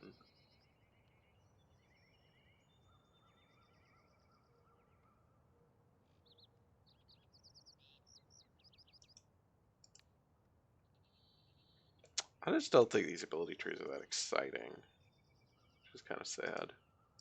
I'd like them to be more exciting.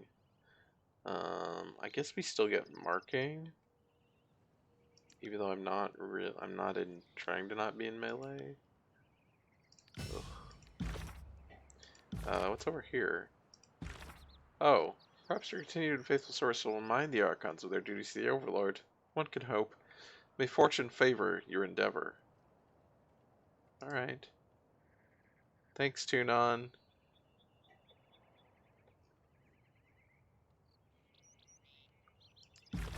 Where is our... Oh, there it is.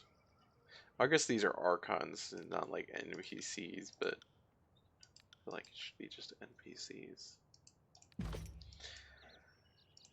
Okay. What is this still doing? Oh, okay. Continue to echo call village, yeah.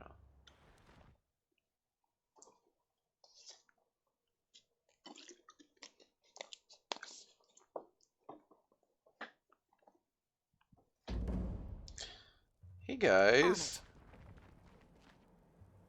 Moving caught. They're here. Run. Go now. Oh, okay.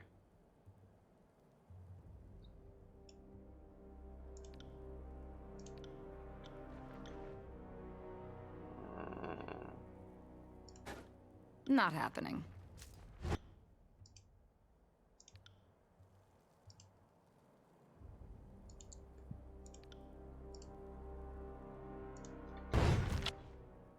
Hey buddy, what's up?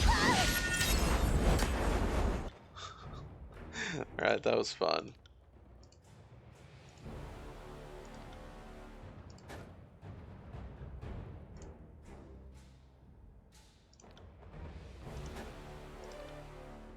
Sorry, I can't. Take that!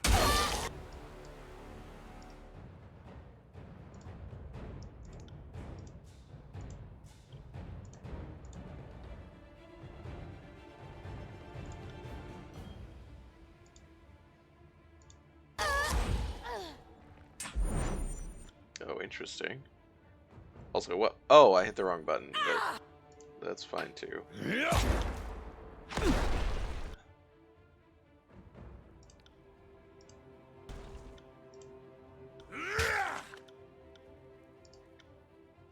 Yes, please go attack. Consider it done. I really hate that there's no basic attack AI. There is pillars. It's a pain. Because I don't like leaving party A on for their skills, but I also don't want to have to tell them to do basic attacks all when they like. They do an attack, or like they use an ability and then they just stand there. I'm like, no. Please. Please keep attacking. There's some real like quality of life stuff they clearly figured out, but muffled voices and fearful exclamations. Can't do that.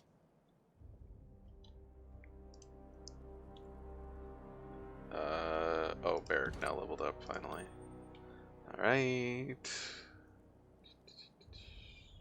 Oh, that's bonus health. Wait, what's... Wait.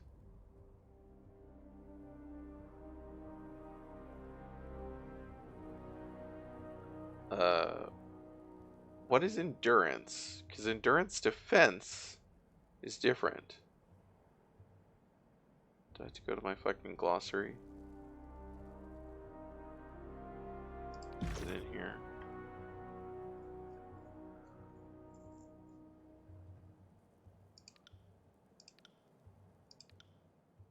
Okay, it does say actually revolve.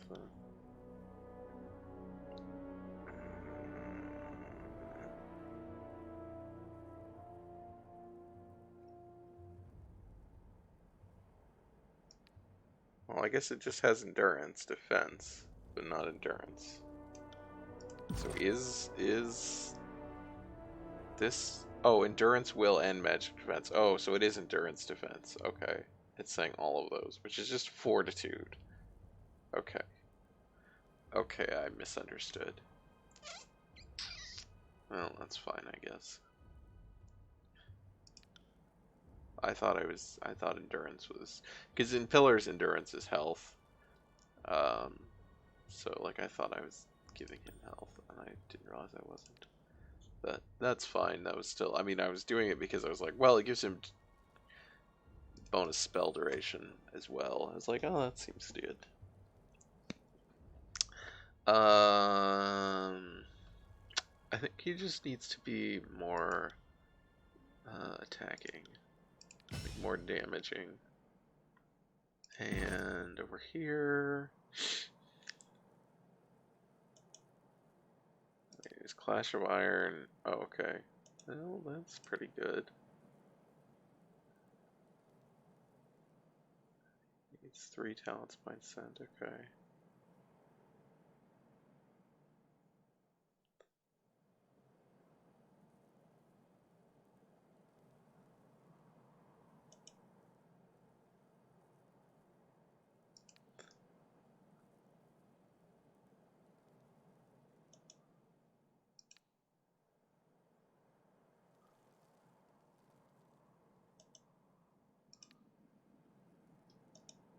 Ooh.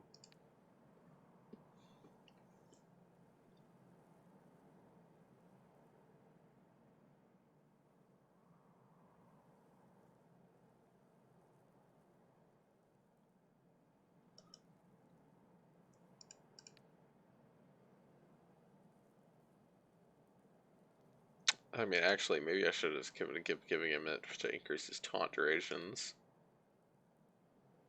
Didn't think about that.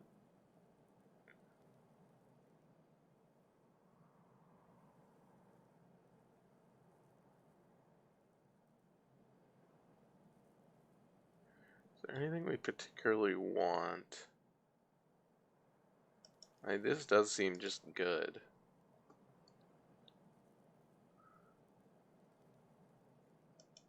This is also pretty good, just a straight damage bonus.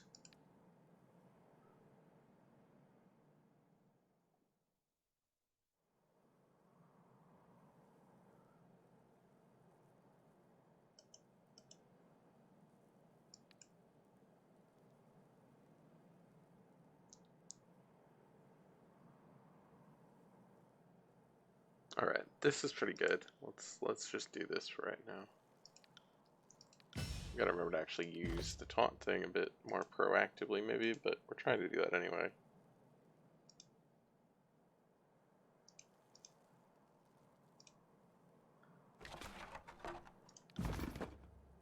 Settler. Settler. Guys.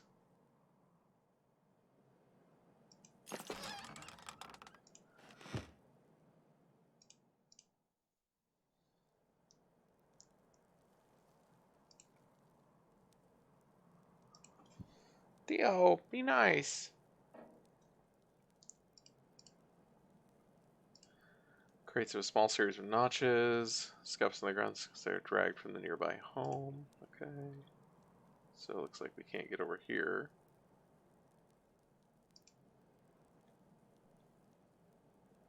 All these people hiding. You don't have to kill anyone. Well, okay, no, we do have to kill people, but not you. Seems like we could climb over these barriers if we really wanted to, but... Oh, hi, okay. Okay, there you guys are. Ain't that odd? Do you have eyes on this?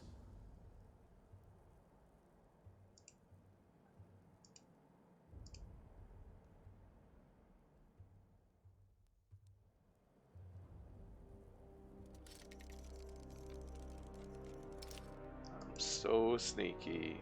Can't see me. Right. I'm invisible. No reason to tarry.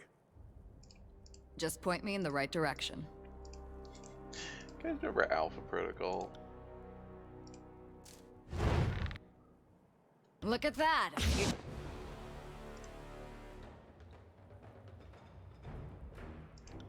Your corpse. No, you're not gonna come here? Will do.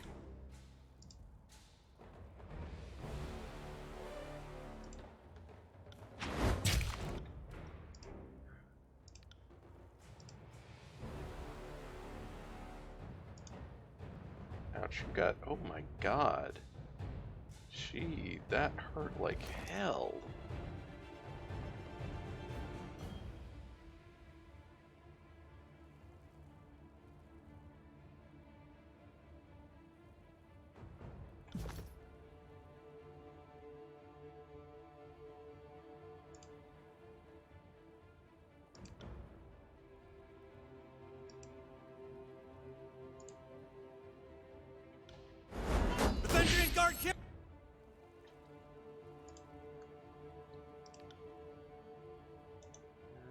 Okay, we don't need to heal yet. Sorry, can't do that. Oh, he's like not doing anything, right?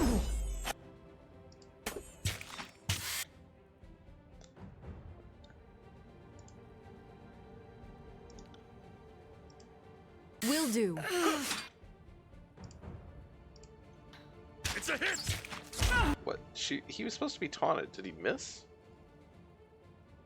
Did you not? Did it not actually go off? No, it did. Activates Clash of Iron. Doesn't say. Apparently, I mean, definitely didn't work, so I don't fucking know. Sorry, I can't.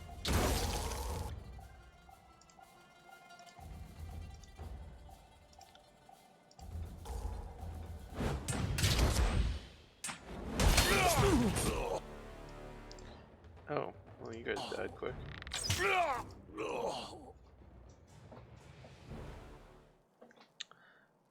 Not really. Not really what? Sorry. Moving I don't cautiously. remember what I asked.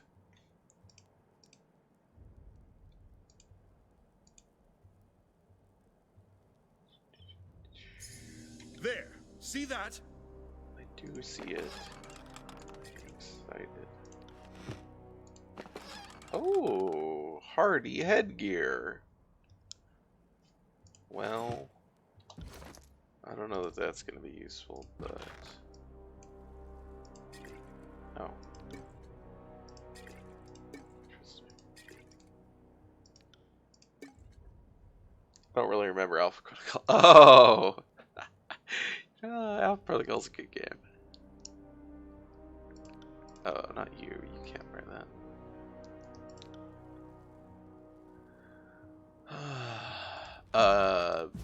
The thing I was thinking about is Alpha Protocol Stealth. Because, you know, it's a spy game. It's a third person.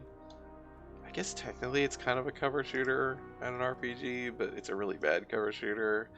And the main thing is you level up stealth, you get an ability that is just, you are invisible for a certain amount of time, and eventually that ability lasts for like 30 seconds, and it isn't broken when you attack. Or it is broken when you attack, but it's you can knock people out from behind, and it's not broken. And it's just running, literally sprinting, because no one can detect you, through areas, knocking everyone out. And then you also get you can get an ability that refreshes all your cooldowns, and the cooldown on that is like 60 seconds. So eventually you have 30 seconds invisibility, refresh, 30 seconds invisibility. like you can, or you use the refresh as soon as you first activate the invisibility. So then 60 seconds later, after you use the 2 invisibilities, it's off cooldown again, and yeah, you get like 90 seconds of basically invisibility before you actually have to wait 30 seconds again, and that's generally enough to clear out every area by knocking everyone out from behind. And it's very funny. Kairos' soldiers are here! At least in my opinion. I mean, the game is actually, I think, good, or at least very interesting.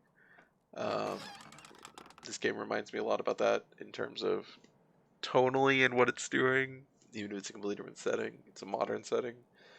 At least, you know, so far of this game, obviously, we haven't seen a lot of it, but structurally and tonally, it seems somewhat similar.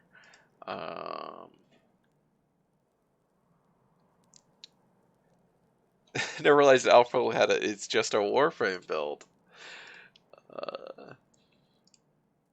I don't know. I played Warframe for like 30 minutes. And of course, I'm sure you'll understand this. It was impossible to know what the fuck was happening or what I should be doing after I did the tutorial. I was like, well, that didn't tell me fucking anything.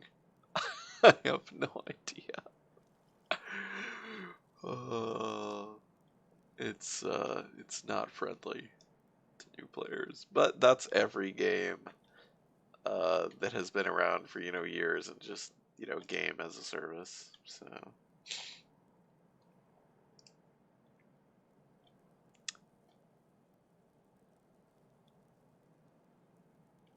I guess I maybe could have gone around here. No, that's blocked off, unfortunately.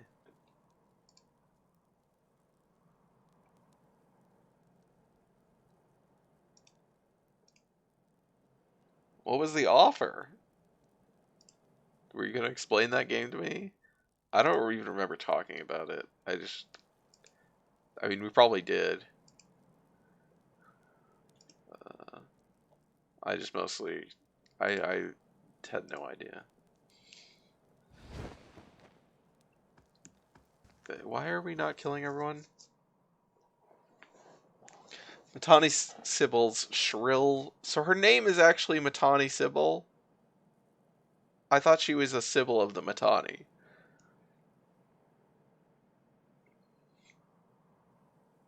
Matani Sybil's shrill voice pierces the air, a clarion call addressed not to you, but to the citizens of the village. Do not fear, sons and daughters of Apex. Kyrus' hounds are at our doorstep. The Vendrian Guard will not abandon you. It feels like there should be a while. Kendrian's Kyrus' hounds are at our doorstep. The Vendrian Guard will not abandon you. Well, I mean, now I'm playing Destiny, so that kind of feels like it is in the same I don't know that there's room for another thing there. Brave warriors of the Veteran Guard, these foreigners and cells mean to burn our homes and butcher our families. Summon what strength you have and show Kairos the price of taking our land. This actually seems like it's... Sell their nobles with their last names first sometimes. Okay, I just didn't think of... I mean, Sybil obviously is an actual name, but even in our world, but it just seemed like it would be a fantasy title for a position. Several soldiers step out from half-closed doors and dimly lit alleyways, fury blazing in their eyes. The partisans shout battle cries to marshal their courage, and you see the gray gleam of iron as they brandish their weapons and charge. How in the name of Ash did these hill folk get their hands on iron weapons? Barrack regards the locals in momentary panic and bewilderment before setting his stance for battle. Gee, Barrack, have you not been paying attention to our side quest about what happened to the iron weapons? Also, Barrack... Okay, there you go. Stop moving. Also, why are they not, Okay, I'm gonna sneak. And I'm gonna quick save. I'll stay. There we go. There they go. I was like, why are they not going hostile? There they are.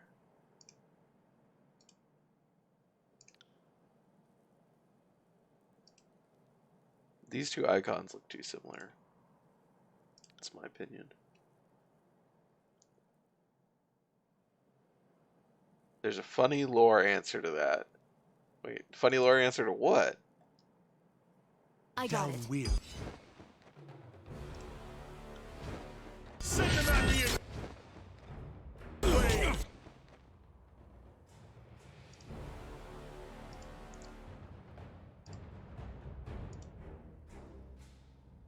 No, because he can't hear or see anything. Oh, right, right. Well, he can hear, obviously, to some extent, so...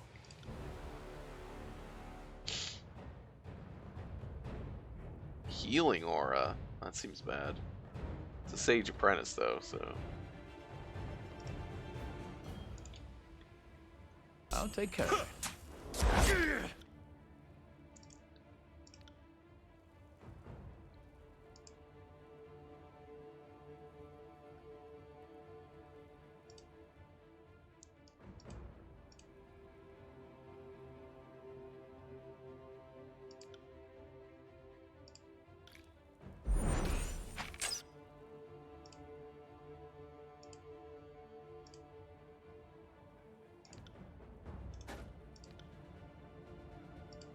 Sorry, I can't do that.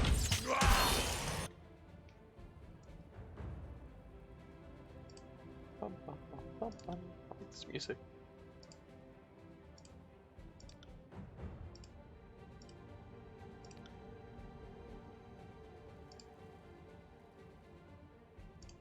You got it.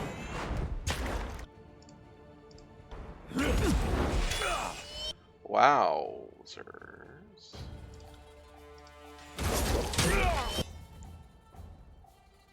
Alright, that's about to go through me there, but that's fine. Probably.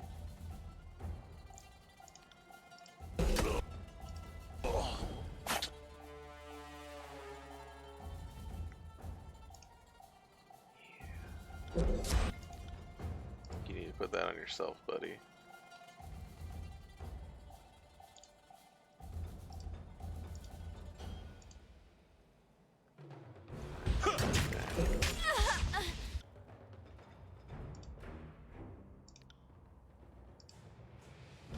We can do this!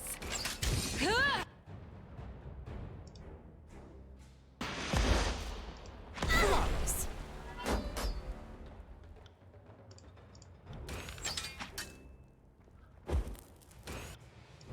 Oh, everyone attack, please. Thank you.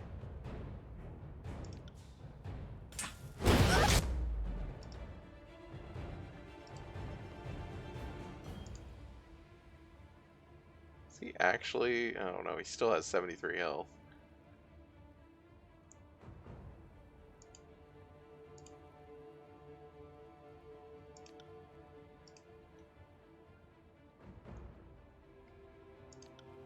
Honestly, shoot that.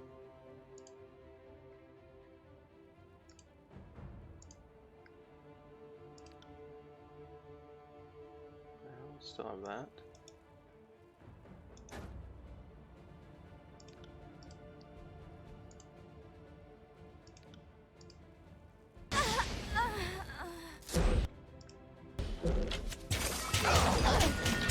I will aid you.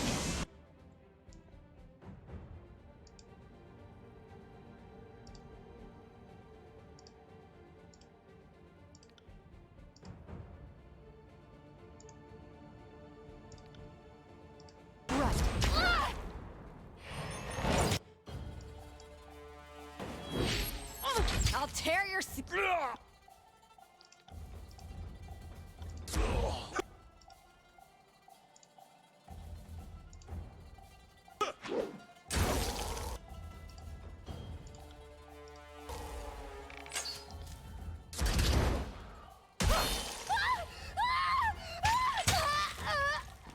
This thing ran out, but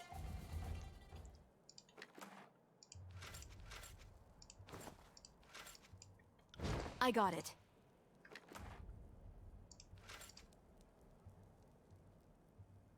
Ah, got it.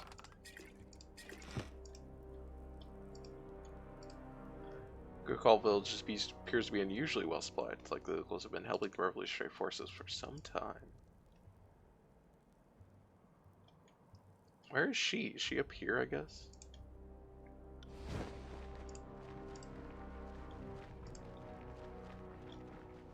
Can't do that. Someone's been bisected by Earthshaker magic. Antio likely orders mages do it to intimidate the They villagers. won't see me coming. Okay. So she's just up here. I guess she's going to get the opportunity to surrender. I'm assuming.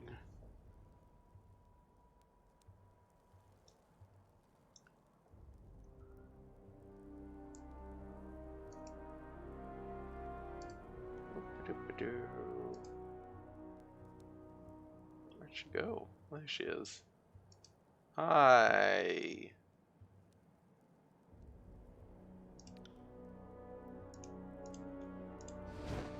They're here. Weapons up, and remember those no longer with us. Honor them with your courage and prowess. The captain turns to face you as you approach. Fatebinder, we are proper warriors, are we not? This battle should remain between those of us who specialize in dealing death. Let the villagers go. They did not ask for this conflict.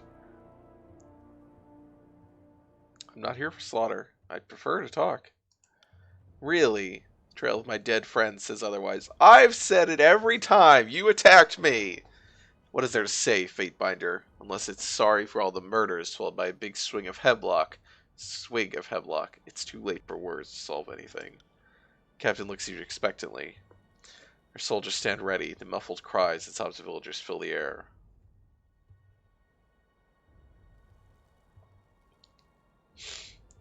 This insurrection is doomed to failure. Why throw away your lives? We have demonstrated that a once vanquished people can rise from the dust and bloody the Archons. If the objective is to send a message to others in the tiers, then this has been a resounding success.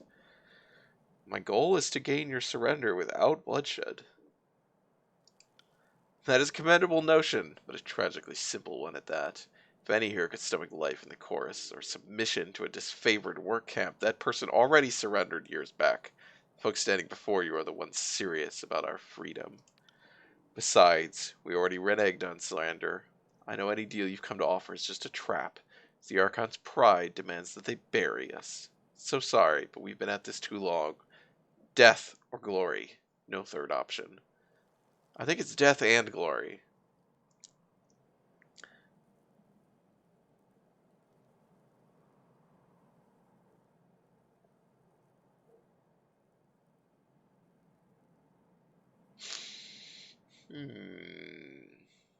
Interesting that we could let them go, but that seems not a solution, unfortunately.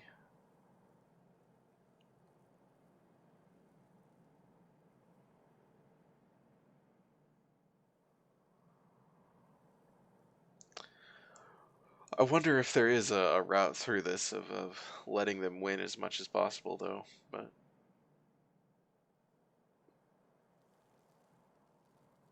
townsfolk may go. The rest of you, stand and fight. Far be it for me to question a call, but this village is a source of aid for the Ventrian Guard. We'd be fools to leave it standing to resupply our enemies the moment we turned our back.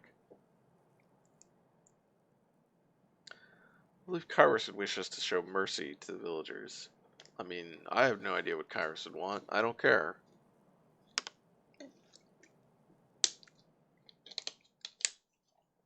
Also, aren't we going to occupy the village? Captain lurches forward, ready to yell, but stumbles over a word as the response sinks in. Did you all hear the Fatebinder? Don't just stand here. Run like the Scourge are chasing you. Guardsmen, stay behind. The moment you've been training for is about to come due.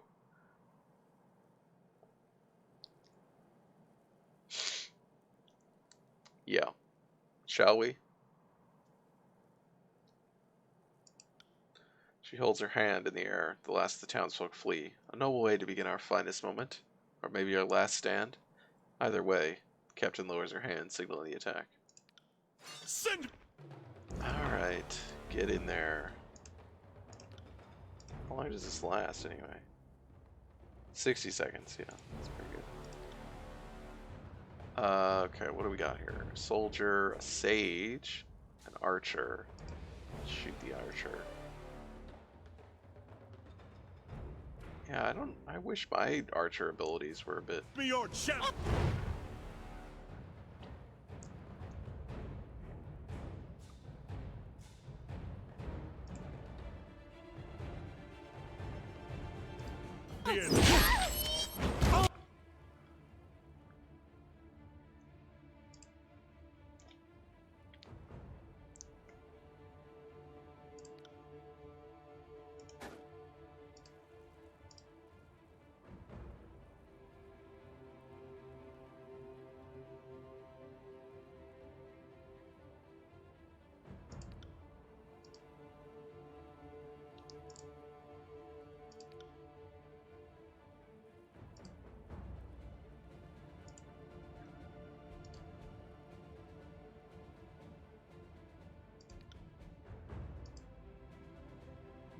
No dice.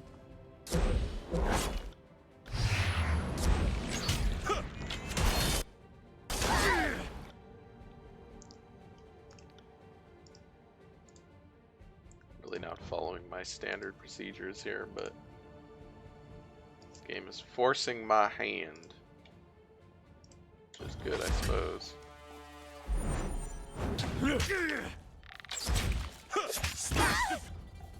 Pieces.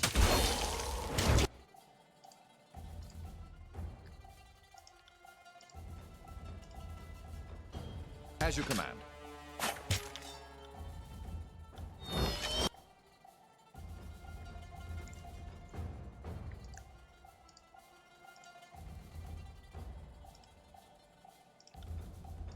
Right.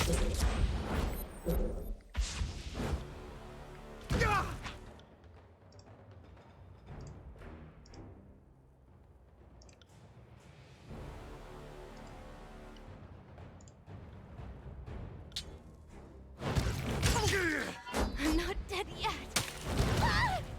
Well, you're gonna be dead pretty soon.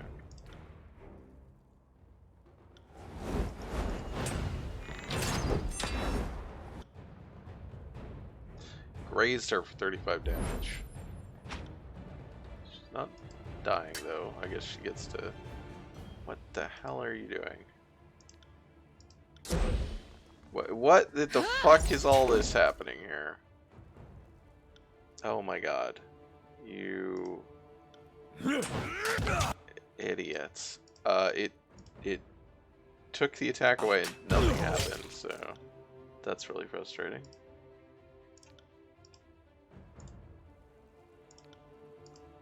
On my command. Yeah, that's really frustrating.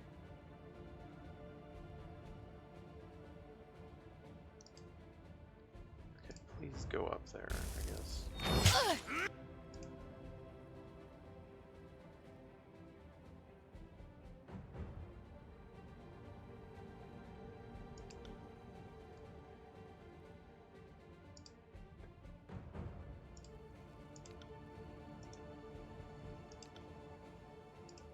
We should try that again. What are you doing? Oh, this, like, yeah.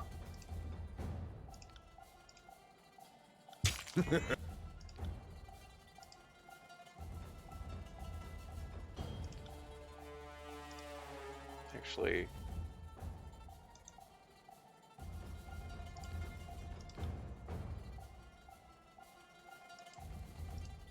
On my command! Flawless. oh god, okay.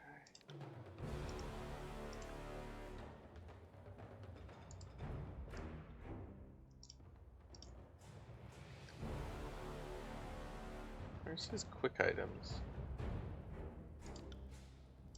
There it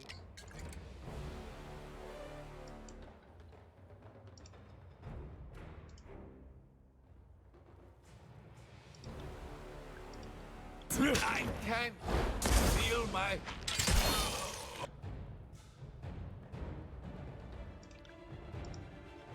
Will do.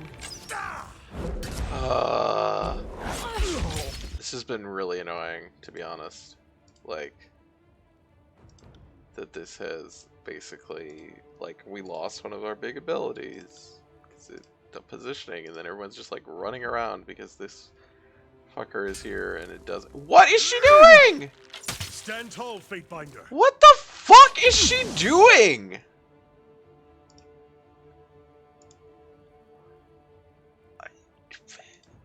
What the fuck? Did I save before this? Oh my god, I didn't. This is so frustrating. Oh, he's actually got 72 HP.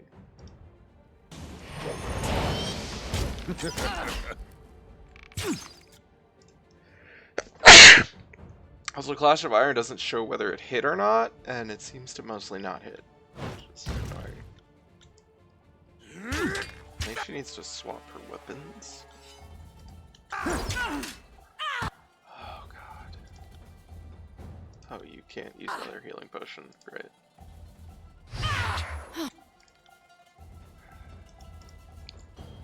I will What aid the fuck you. is wrong with my weapon?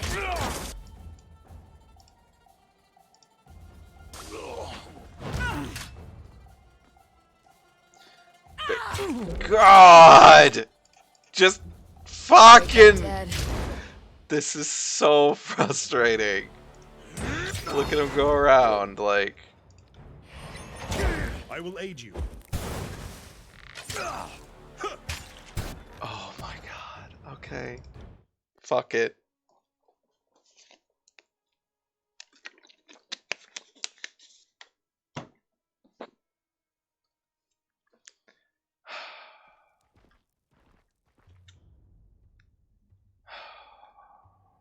It's really frustrating.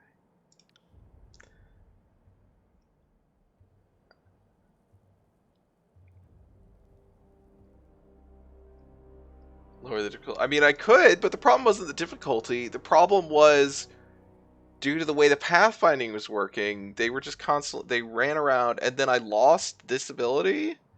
This ability didn't go off. Like, it clicked it, and they ran, you know, like headless chickens around, and then nothing happened, and then the ability's use was lost. Which is really frustrating.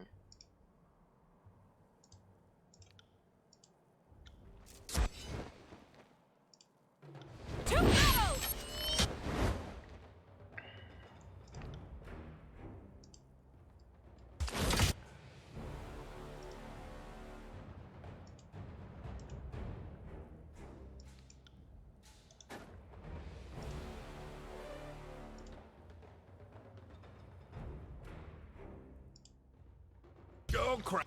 Oh. Oops.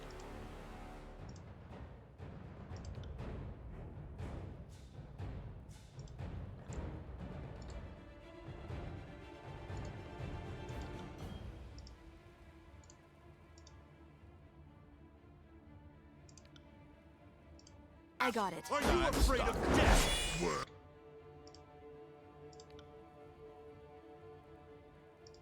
I will aid you.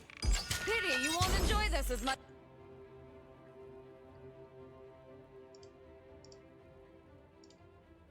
Like the fights are harder than I'm used to, but that's fine.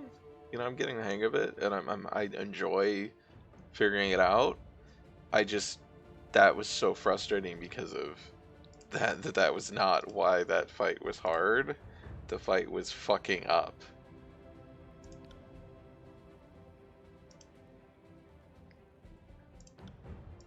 Count on it. So man, this guy's getting wrecked by this archer.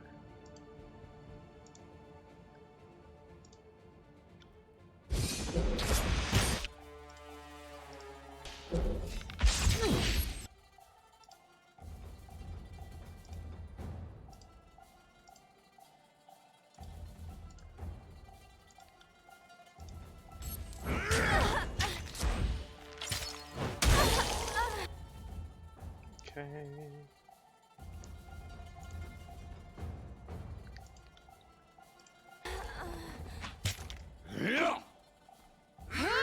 Good work.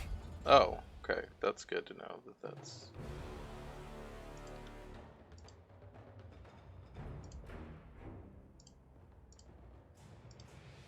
What's that ability even do again? Oh, it taunts them. That's good to know. I didn't realize that. And it also does... It gives them... They basically can't dodge.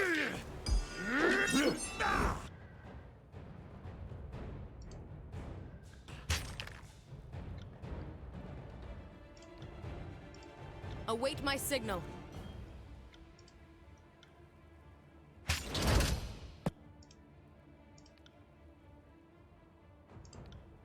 I'll take care of it.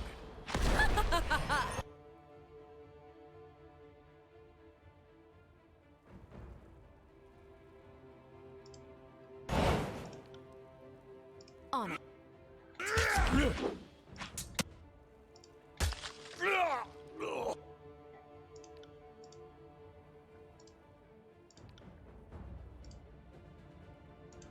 You got it.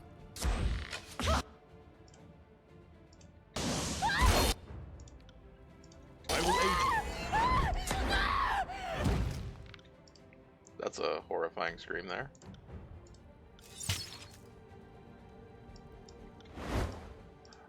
Keep attacking, buddy.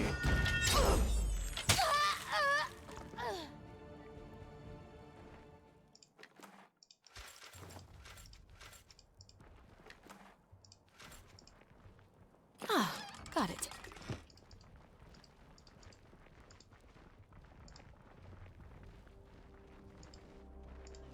Oh, we're so scared.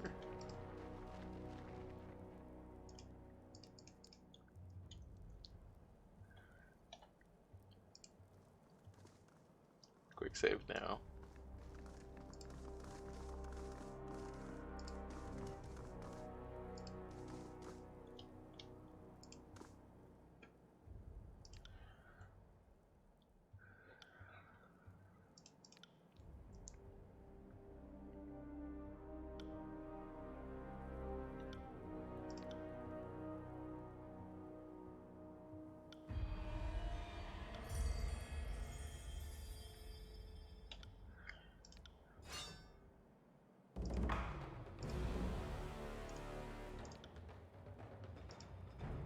Okay.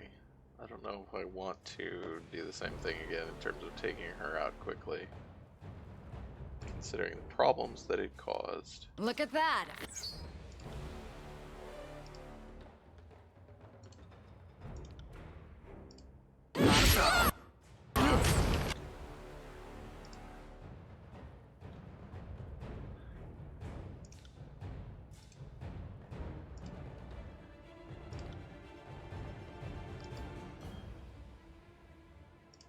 Consider.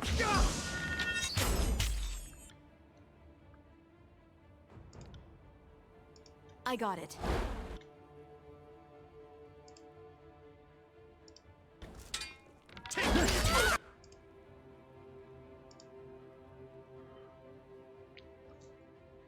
Okay, the archer's shooting me. At once.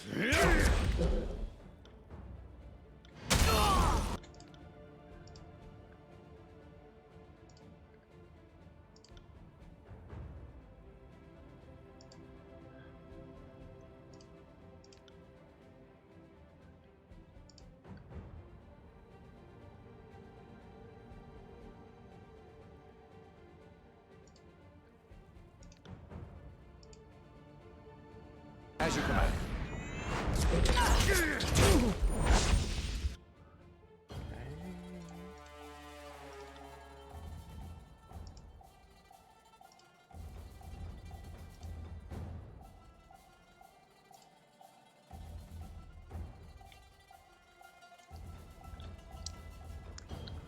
That's fine. Yeah, just keep On it. attacking. Oh, tell them to attack again.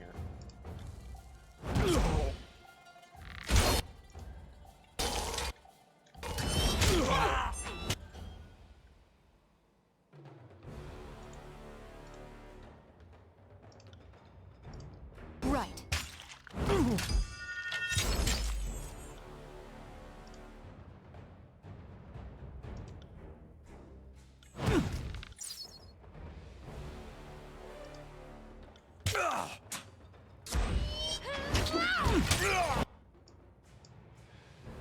Okay, I guess we attack her now.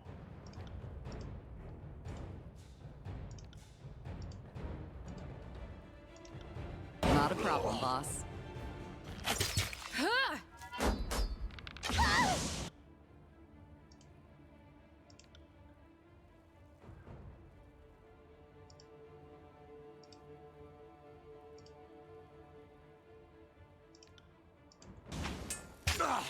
Take that! Ready?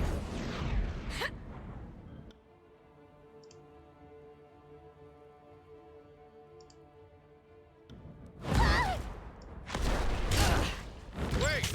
I did that?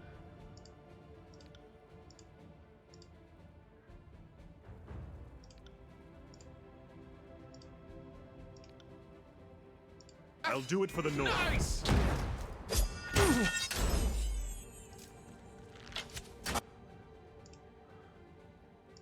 I feel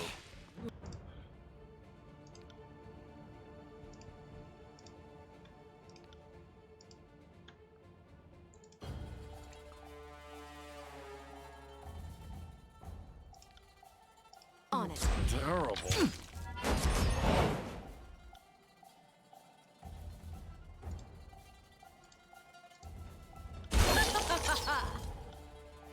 On it.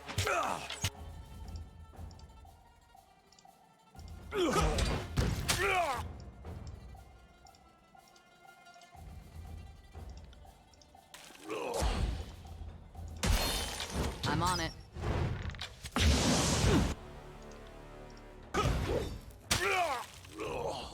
Nice. Alright, once I knew what I was doing, Sybil can barely summon the strength to crawl. After several attempts, she slips on her own pooling blood. She lifts her head to focus on you. She mouths several words, though no cogent sound escapes her mouth, until she falls to her knees, bracing her side.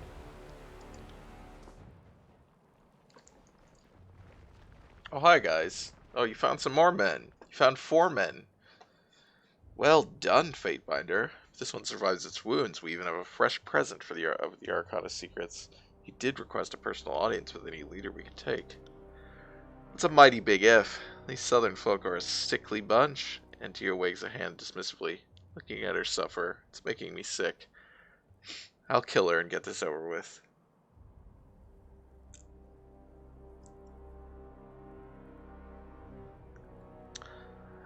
Yeah,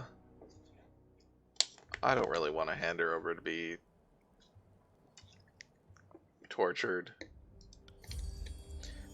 Do it. The words are a command, hissed through bloodied lips. With a decisive swing, you bring down your weapon on her skull and shatter her brains across the rooftop. Great. Where are the baddies? It would appear that Echo Village had a larger enemy presence than we suspected. They also had a whole crop of iron weapons stockpiled here. Bet those innocent villagers were helping to gather battlefield salvage, or maybe stealing from our camp? There's so few iron weapons among the chorus. Seems likely the disfavored need to keep a better eye on their supply lines. And what of this village? The locals could have trapped the houses, so too risky to commandeer the site. I don't think they did that, but considering all the voices we heard in them. She shrugs, his tone giving matter of fact. We should burn the town. It'll cut off support, send a message, and the smoke signal will give the others a visible rallying point when crossing the Mittani. Did we just waste all that blood and time capturing this place to lead to torch it all? Now, I adore the mystical power of fire in ways none of you could possibly understand, but even I think there's a time and place for arson. Fatebinder, kindly tell Antio he's free to burn half of the village. The Scarlet Chorus would like to keep our half of the spoils, not smoke it.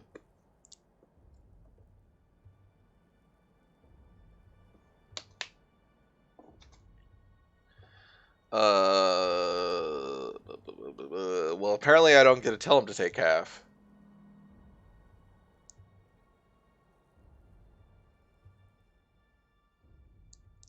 If there are any villages here, allow them to run. Then you may raise the settlement. This seems like the best.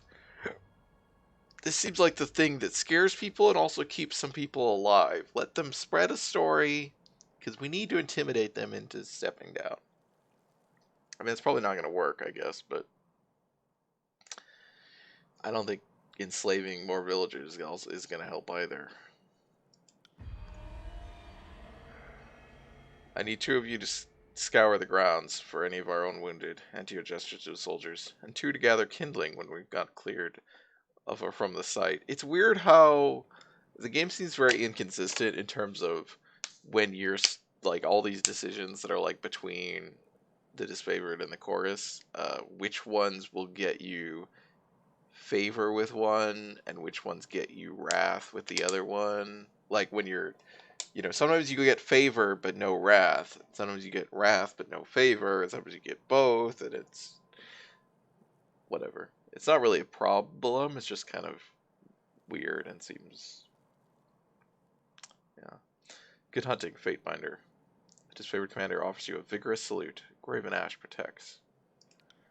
Well, if you're going to solve this with fire, the chanter lets out a long sigh as he slowly traces the sigil of a long-gone archon of fire with his index finger. The least you could do is leave this to an expert. Have your warriors round up the wounded. If you want this town burned, so be it. We'll destroy all evidence we were ever here. Chanter smiles a wicked grin.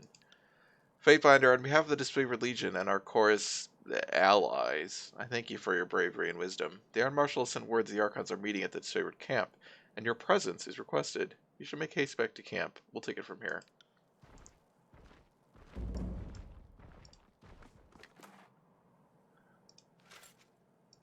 Shield. I got it.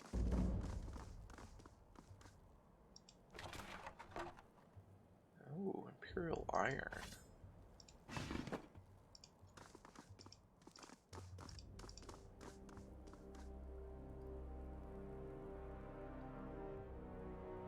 Huh.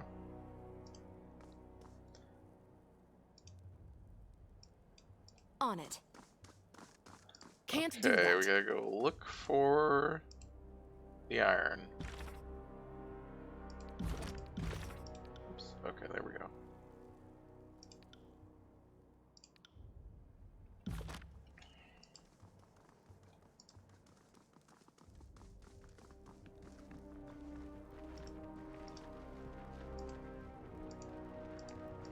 Old Man Mua?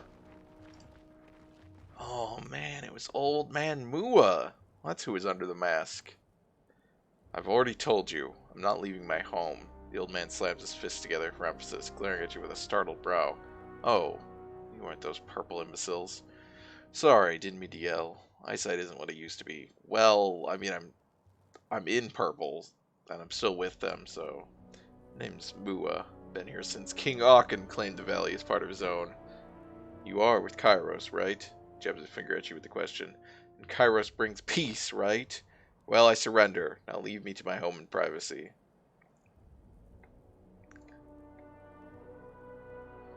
This is a battlefield. By order of Tunon, all civilians must depart on pain of death.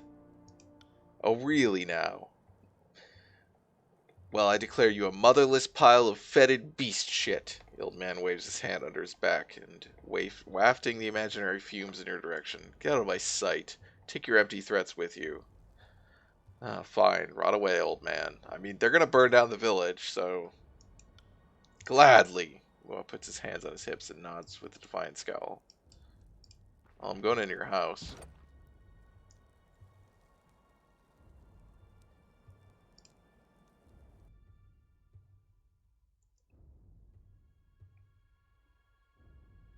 Right. It's a list on an old crumpled paper. Various simple items for crafting and repair crossed out. Most food items remain. Well, hello. The old man barges in through the door behind you. You motherless whoremonger! He attempts to usher you away with a pointed end of his walking stick. Get out! I found poured brown iron in one of these barrels. You have a great deal to explain, old man. Old man points his walking stick at your face. It's always the young pushing to beat the old. I had no choice in the matter. Strange man appeared here a fortnight ago. Claimed to be sports of the veteran guard, but I've never seen them before. Stamps his foot in a fit. I had no choice. These so-called freedom fighters threatened my life if I didn't comply.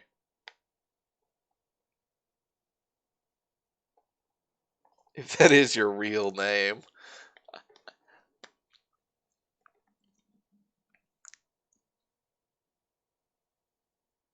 Villagers forcing you to help the Vendrian guard. Sounds suspicious.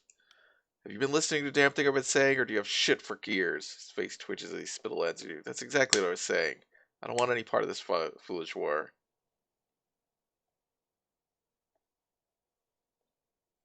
Seems like your stubborn ignorance may have saved you. I'm taking the iron, but you may stay. I'm not going to kill the old man. The old man snatches your hand and shakes it with the little strength he has left. Thank you, Fatebinder. I mean, I don't care. Yes. Oh, I already know the sigil. Well, still. Does, we don't have to learn sigils individually, right? Yeah. Okay. So I guess we'll just be selling it.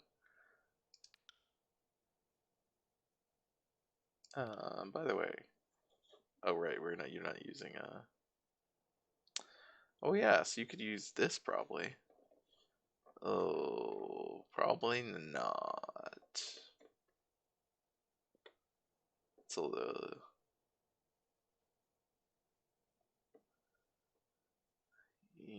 wait, what was this? This is an iron greatsword. This is also an iron greatsword, but it has completely different stats. Weird.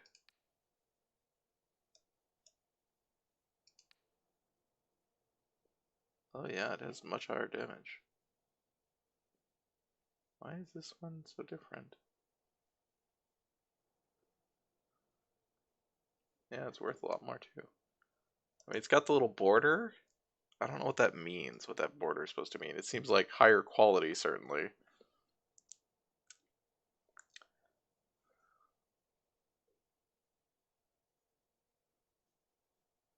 Some semi-hidden iron values. So there's like different quality iron?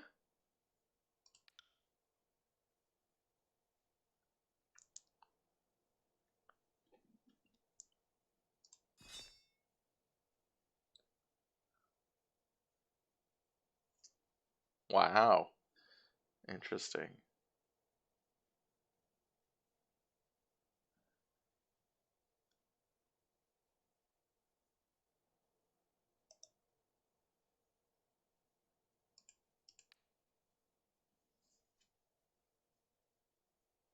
It's actually -2 accuracy on Gutsier because it doesn't incorporate the enchantment, which is kind of annoying.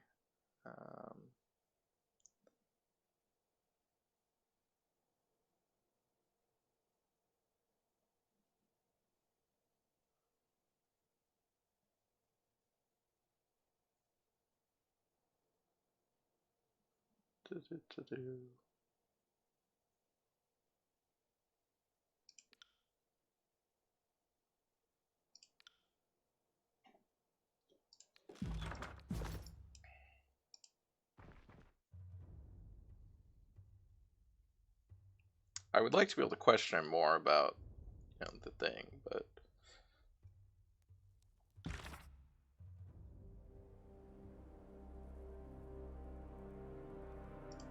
alright.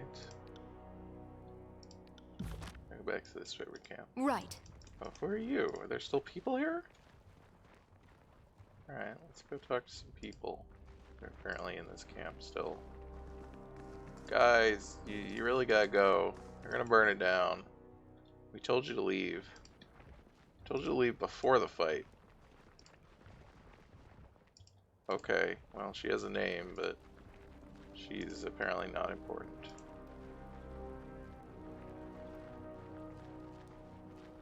Oh, yeah, okay. On the map, these look like footsteps. They're not footsteps up here. Because I don't want to go back to the other side, I just want to leave. Alright, 6 days.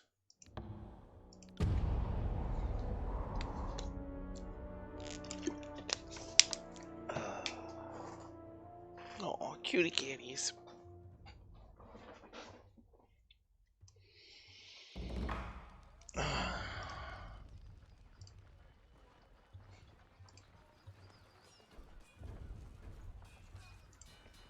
The Archons in the war tent. Well, that's great. Yeah, why'd they get turned off?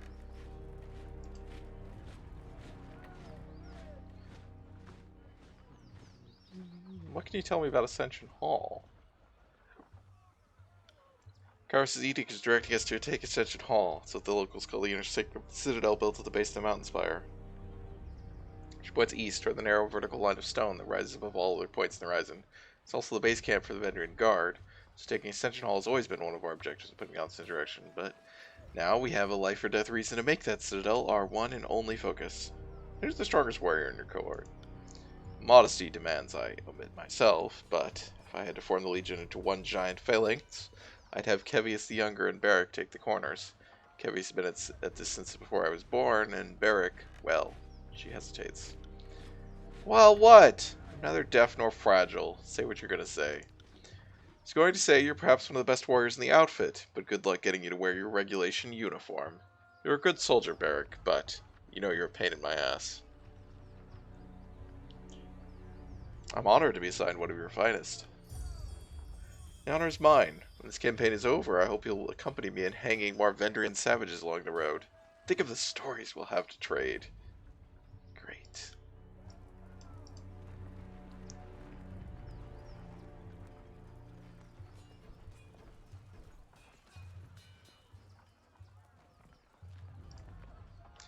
Lowborn mongrel, don't address me as if I'm common trash. I'm third cousins with Vendrian Lycaria.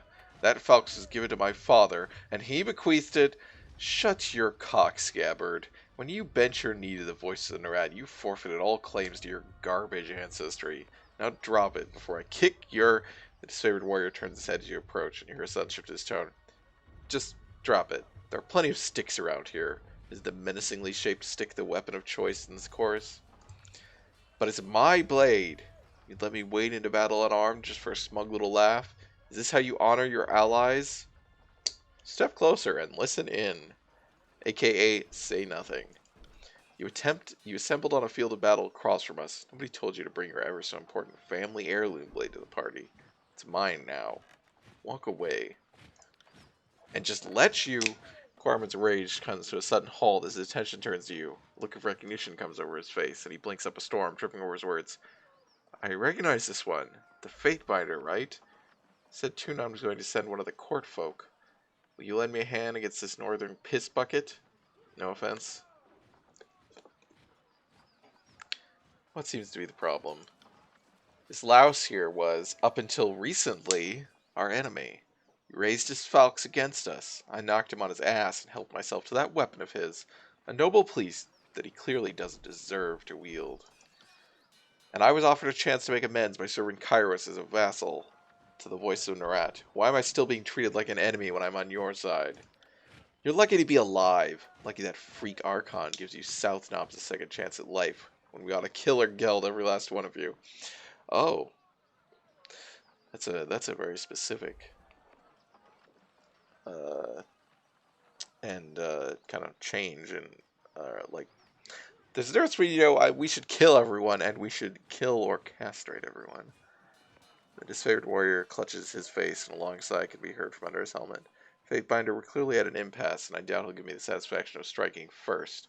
I'll abide by your decision, even if I disagree, as long as this fool here will agree as well. There, a little civility. He's willing, so am I.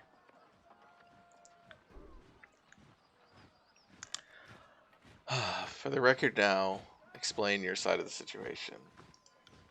The warrior clears his throat before speaking in a measured, respectful tone. Well, Lord Binder. Oh, Lord Binder! No one's called me that yet. I first encountered this man some weeks ago on patrol. He was part of a Vendrian Guard hunting party. He stood his ground, maybe even took a swing at me.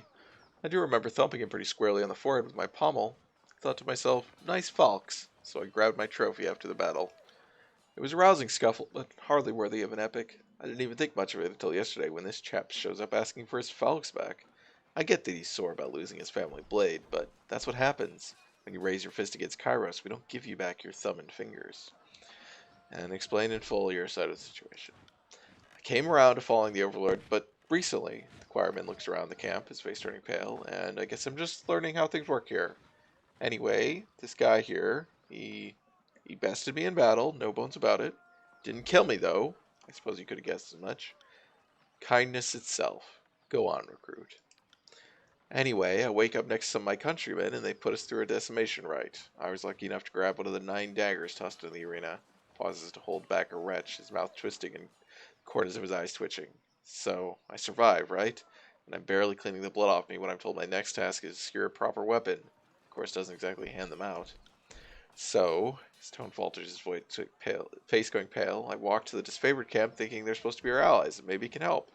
I see this guy showing off my falx, and, well, it's a family heirloom. I was told to get a proper weapon, and it doesn't get more proper than a falx that's been in my family for generations. Either of you have anything further to add? I respect that this man found Kairos, but he raised that falx against us as an enemy. I know I'm in the right here. Scarlet Chorus Warrior shrugs. Shit. I don't know. I should know if I had 2 swords, I'd lend one to an ally. Seems like our ally should work, right? Can we just give him another weapon?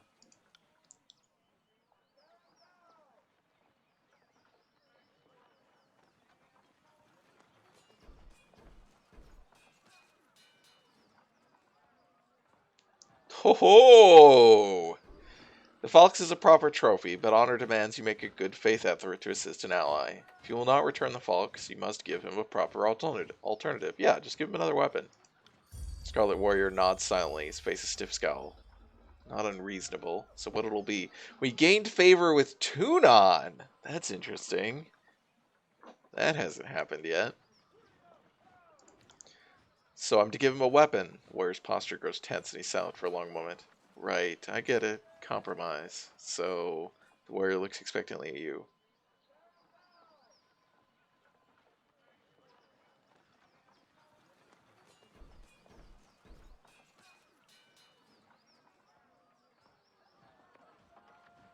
I'm just gonna glare silently. Okay. Okay, I might have a woodcutter's axe that I pulled from an Oathbreaker's hovel. Of course, Scum is welcome to it. Happy now? I don't know why he's so mad about it. Oh, did we get a new missive? Oh. Did get a missive. That's interesting. I'll get this though. Please by your orderly fair ways. Right. The Vendrians. Ooh, what is this here? It's 3% hit precision. Okay, it's basically a critical. It's basically critical chance. Yeah. Alright. I mean, that seems... So that's because of our favor with them. Interesting.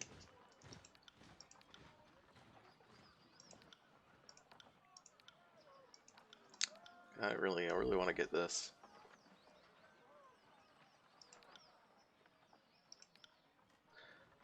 Let's read our missive. May the edict claim your worthless life. We are not completely without our senses. We knew Kairos would issue an edict on our valley. Perhaps the Overlord has a sick sense of humor. But I can assure I laughed when I learned that death sentence doomed the Oathbreaker and Puppet equally. I have such low expectations for the servant of the so-called Archon of Justice. Tunon seemed little more than a passive stooge that sits on a throne to legitimize the carnage and plunder of the other Archons, the face of prosperity that lets Kairos claim one thing while being another. I would have hoped you actually did serve justice, the notion, not the Archon, but your actions have said otherwise. At least I can thank you for proving my cynicism entirely warranted. If you survive the upcoming slaughter, bear witness that I, Tarkus Ari of the Vendrian Guard, do take responsibility for the actions of my crew. Should my warriors come before the court's ass, tell Tunon they were starving, desperate, and easily manipulated into a struggle that was mine, and not theirs. Sell this lie, as well as you would sell the lies of the Overlord. Okay. Interesting. I wonder, so I'm assuming if he, because we just got this, I'm assuming he gives you a much nicer one if you actually let them go in the previous one. Oh, he has, oh, we need to give him some more spells. He's got more spell slots. He's got 55. What's my, like, long range one? This is the long range one, right?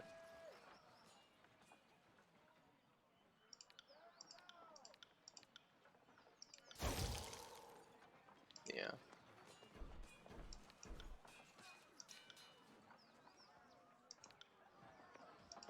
What does this do? Wow. I forgot that I had that. I haven't been able to do anything with it yet. He's generally kind of up close anyway. So...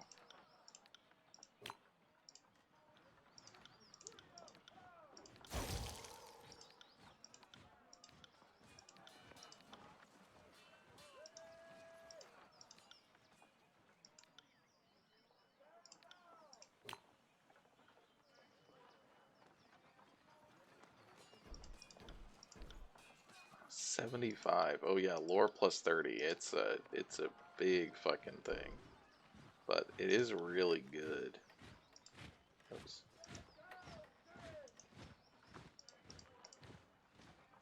I think anyway. It seems like it probably is.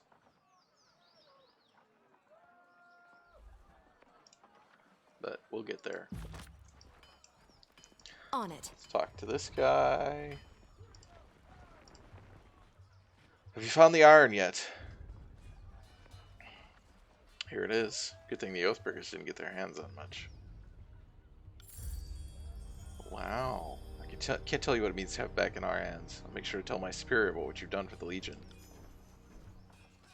Need anything else? Yeah. Let's look at what you got.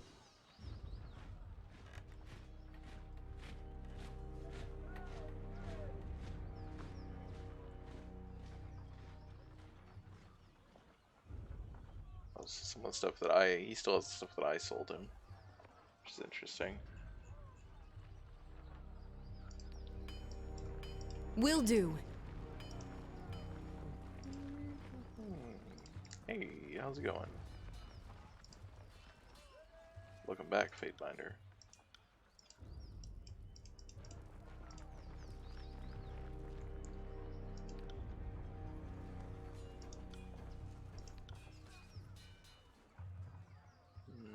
No, you didn't have anything fun.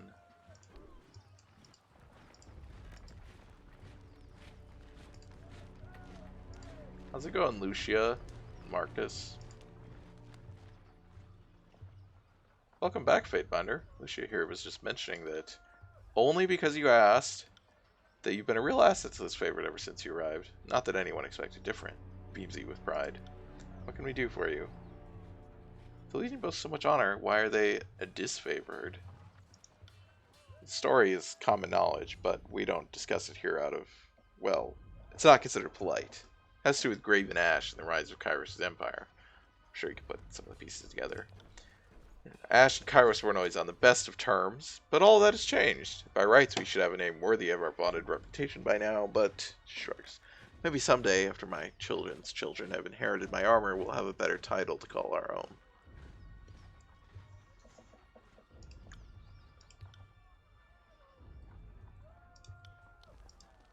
Alright, so yeah, we do now have...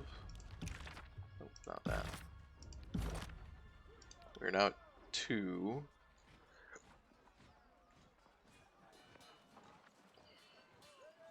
Hi, superhero.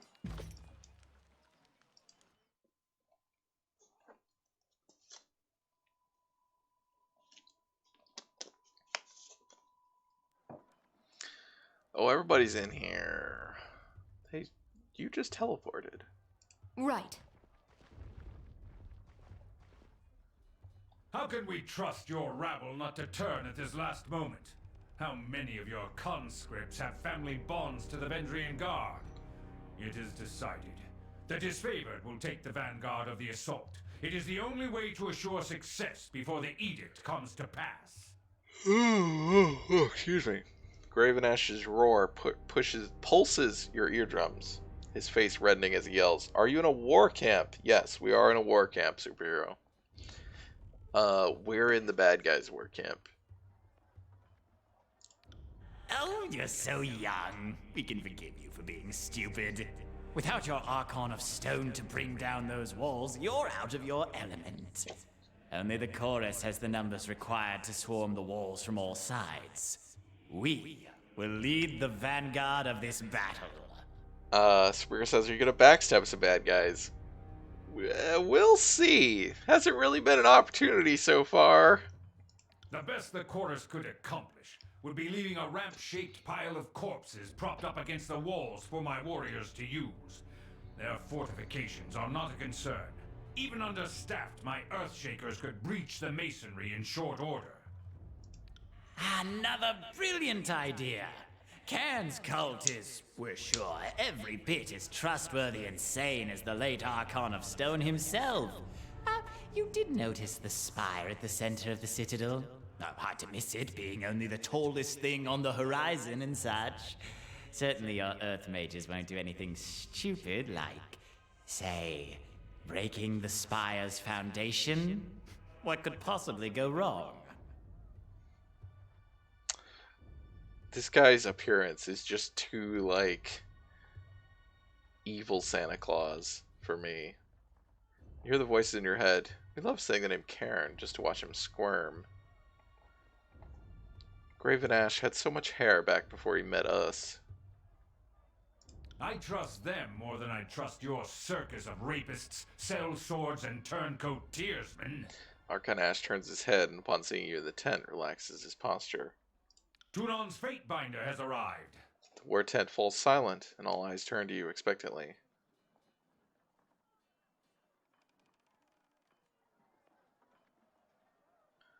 Our operations at Echo Call Crossing and Tip Nettle Wilderness were successful. Why aren't you two marching toward Ascension Hall? Nothing would please us more than to be done with this wretched valley. Perhaps if we had more support from the disfavored, and from the court. What support do you want from the court? I just won the fucking battle for you. Now that we are all assembled, I want reports.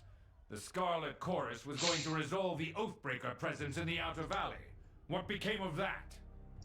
Yes, what did become of that? We should know already, yet we do not. If we are not mistaken, the Fatebinder played a pivotal role in this operation. Fifth Eye, shed light on this baffling question.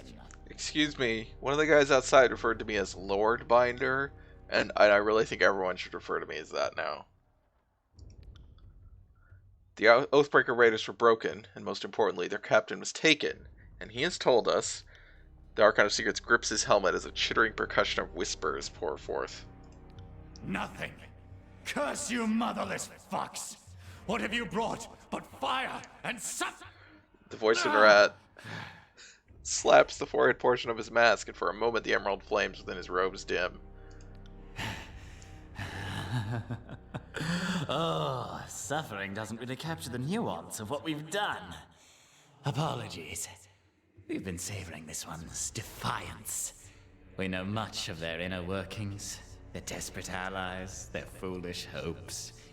This is our battle to lose. Why I am on equal footing with Kairos' clown, I will never understand. So, Fatebinder, you would deem this mission successful?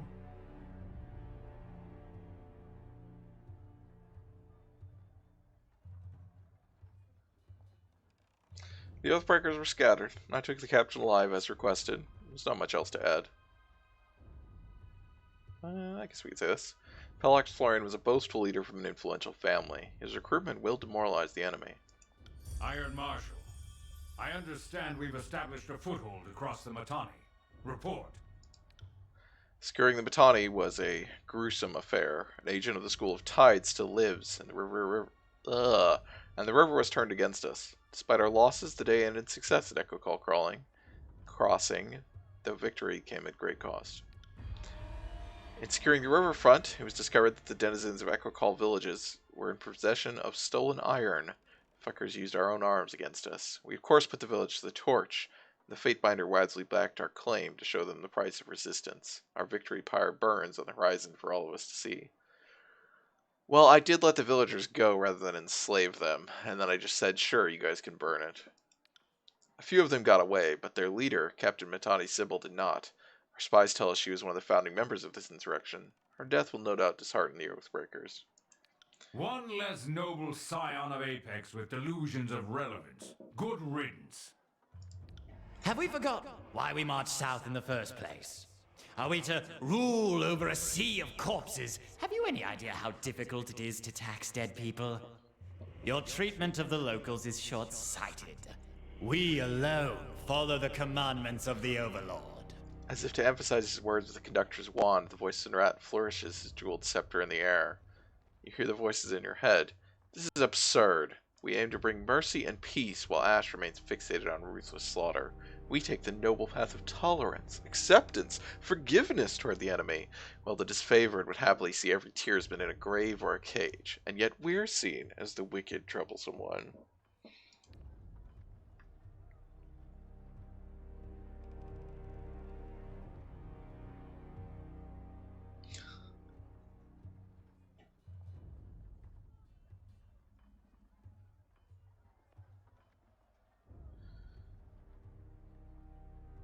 We could safely assume Kairos wants some bloodshed, otherwise why send the disfavored? I mean, there's always... This is a... It's just like, which one do we want to be polite to, or be, suck up to? Sophistry becomes you, Fatebinder. But we think the disfavored was sent to learn from our example. What other reason would the Overlord have for slowing us down with such a burdensome ally? Kairos' Day of Swords approaches, and our allies in the disfavored and the court refuse to work with us. There is clearly only one reason for this. Graven Ash and Tunon have allied against us. You conspire to rob us of our deserved glory. Excuse me? Emerald-colored trails appear in the air as the Archon madly swings his scepter, gesticulating with growing rage. You hear the voices in your head. We see how it really is. You're all against us.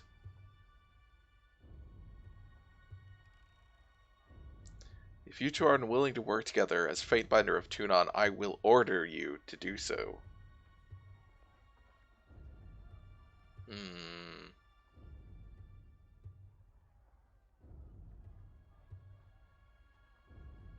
Or my favorite, remain silent.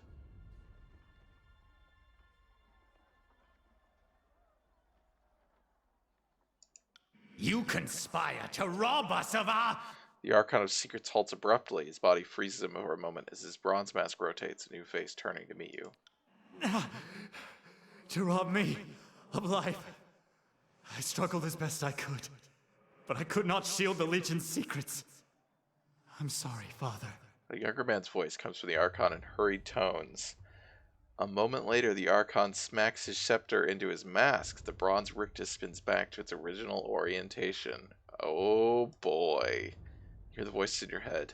Pay no mind to us. Our powers get the best of us at times, and these little echoes crop up at the oddest moments. Oh boy. You sick fuck. The Archon of War stares at the voice of Narat, anger welling in his face. So that is what became of my son, Brennix. I knew the Oathbreakers didn't kill him in captivity. You will pay for this. But you knew this already, didn't you? Who knew this already? Obviously he knew that he had his son. Binder, I will not work with this perverted piece of garbage. And I'm a few seconds away from pretending there's no blue flag in my tent. As the voice of Tunon, you must choose which of us has the right to take Ascension Hall, for there will be no unity between our armies. With whom do you stand? The voice of Narat's mask tilts sideways as he lurches forward, wagging his scepter at you. You hear the voice in your head. Now is not the time for compromise. One of us will have the honor of completing this glorious conquest. We know you will choose wisely. Trent grows quiet as the gathering looks to you in anticipation. You will march on the Vendrian Well Citadel together, or not at all. You test my patience, Fatebinder. Oh, they're We did not pissed. ask for a weak compromise that leaves all parties unsatisfied. Whom do you support? Are you going to let the Scarlet Chorus traitors have their way? Or will you stand by Kairos' true disciples, the disfavored? Oh, can I see my reputations? You both suck. I mean, obviously you're both, awful in terms of morally, but you're also both kind of incompetent.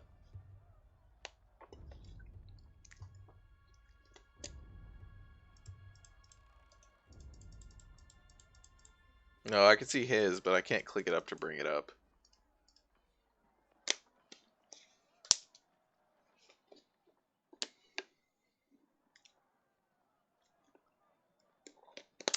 Um, Well, the disfavored have the Earth Binders, or Earth Mages, whatever they're called, Earth Movers, Earth Shakers. That's right, they're the Dota hero. Which seems useful. They also just have better troops. Of course, Scarlet Corps have more troops, but their troops might desert or even turn against them.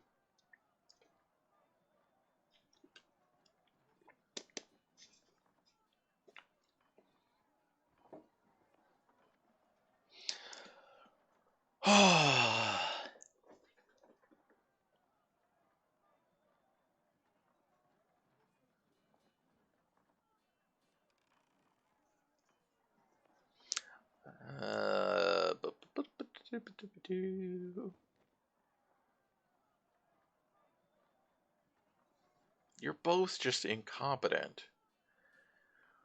Also, I like Verse more than I like Barrack so far. But hi, Daimon. Graven Ash is less of a shrieking cartoon villain than the voice of the rat. Frankly, that's a point in favor of the voice of the rat for me. Because, like I said, Graven Ash, he looks too much like evil Santa Claus, but he doesn't act like evil Santa Claus. He acts like he is a not a cartoon. But he's like, I mean, he's not just, he's evil Santa Claus with also, like, with this fucking, Ninja Turtles, like, he looks like he should have another, a face down here or something. This is swirly shit.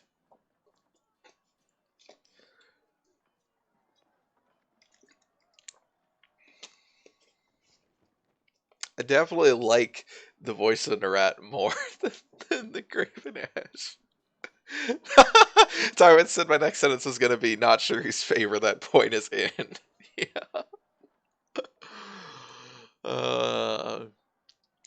I guess we'll let, because the disfavored seem like they have a plan. The Scarlet Course's plan is just throw bodies at them, and that doesn't seem like it's going to be very successful.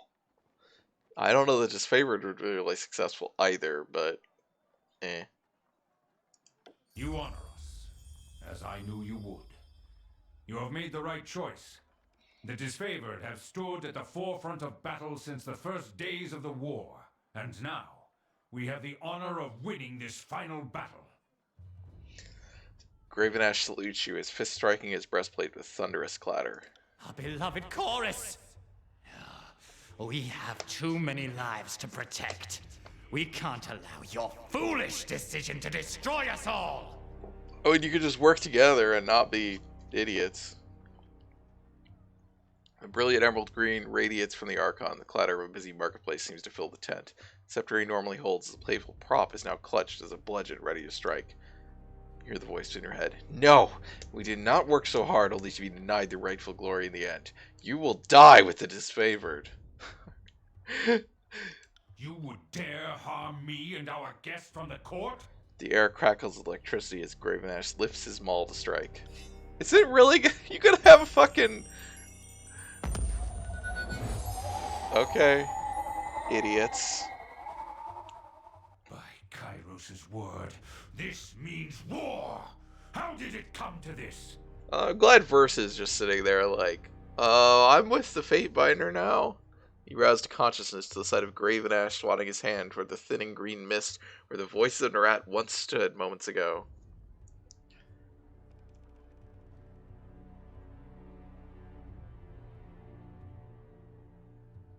I saw you step in front of me. What does that mean? That says blue flag! Blue flag! Yeah.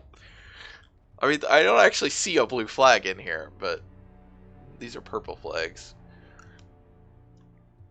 So I'm assuming he teleported out, but he didn't take his guy with him. Are you sure you wish to go to war against the chorus? I mean, it seemed like the voice in her hat was declaring war. That is clear. Not Graven Ash.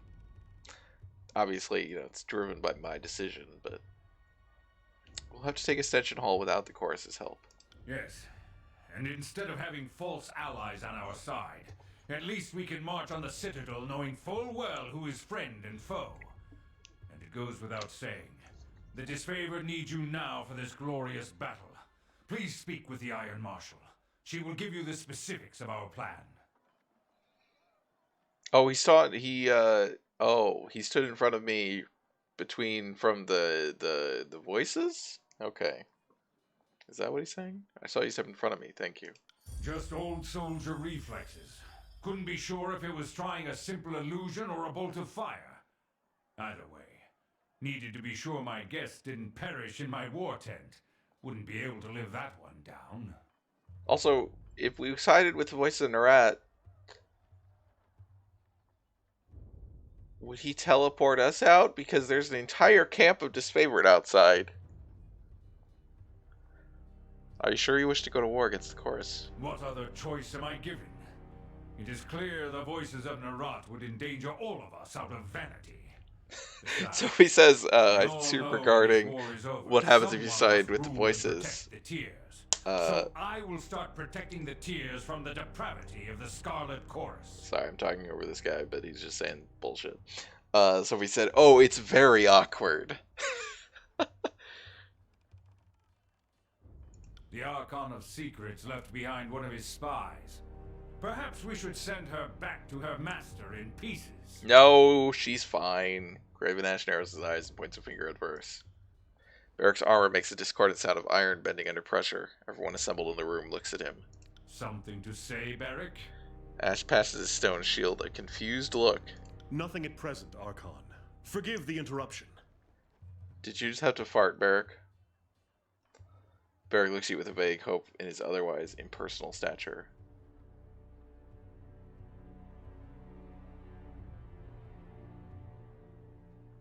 Verse is with me. You would harbor the Archon's henchmen in your company? This is aiding and abetting the voices of Narat. I cannot stand for it. She can't tell us about the Scarlet Chorus or the voices of Narat if she's dead.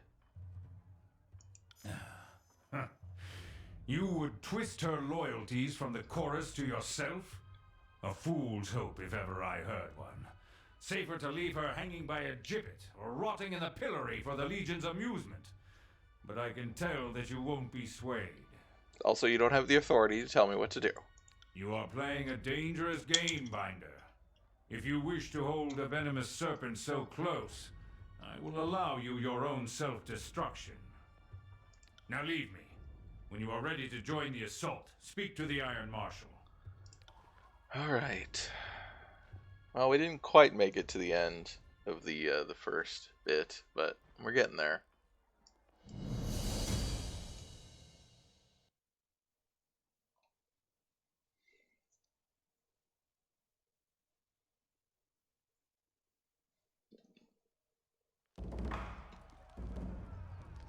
Right. Oh, look at this. Everybody's all lined up. All, like, 12 of them. I guess maybe there's, like, 20, 18.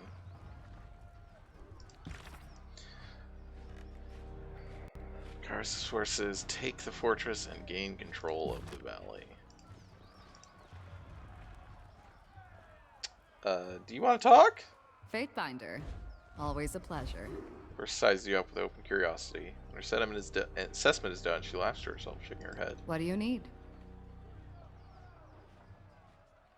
Okay, I guess you don't have anything to say yet. I feel like we should have a conversation about what just happened. Sort of make sure we're all on the same page. But, you know, okay.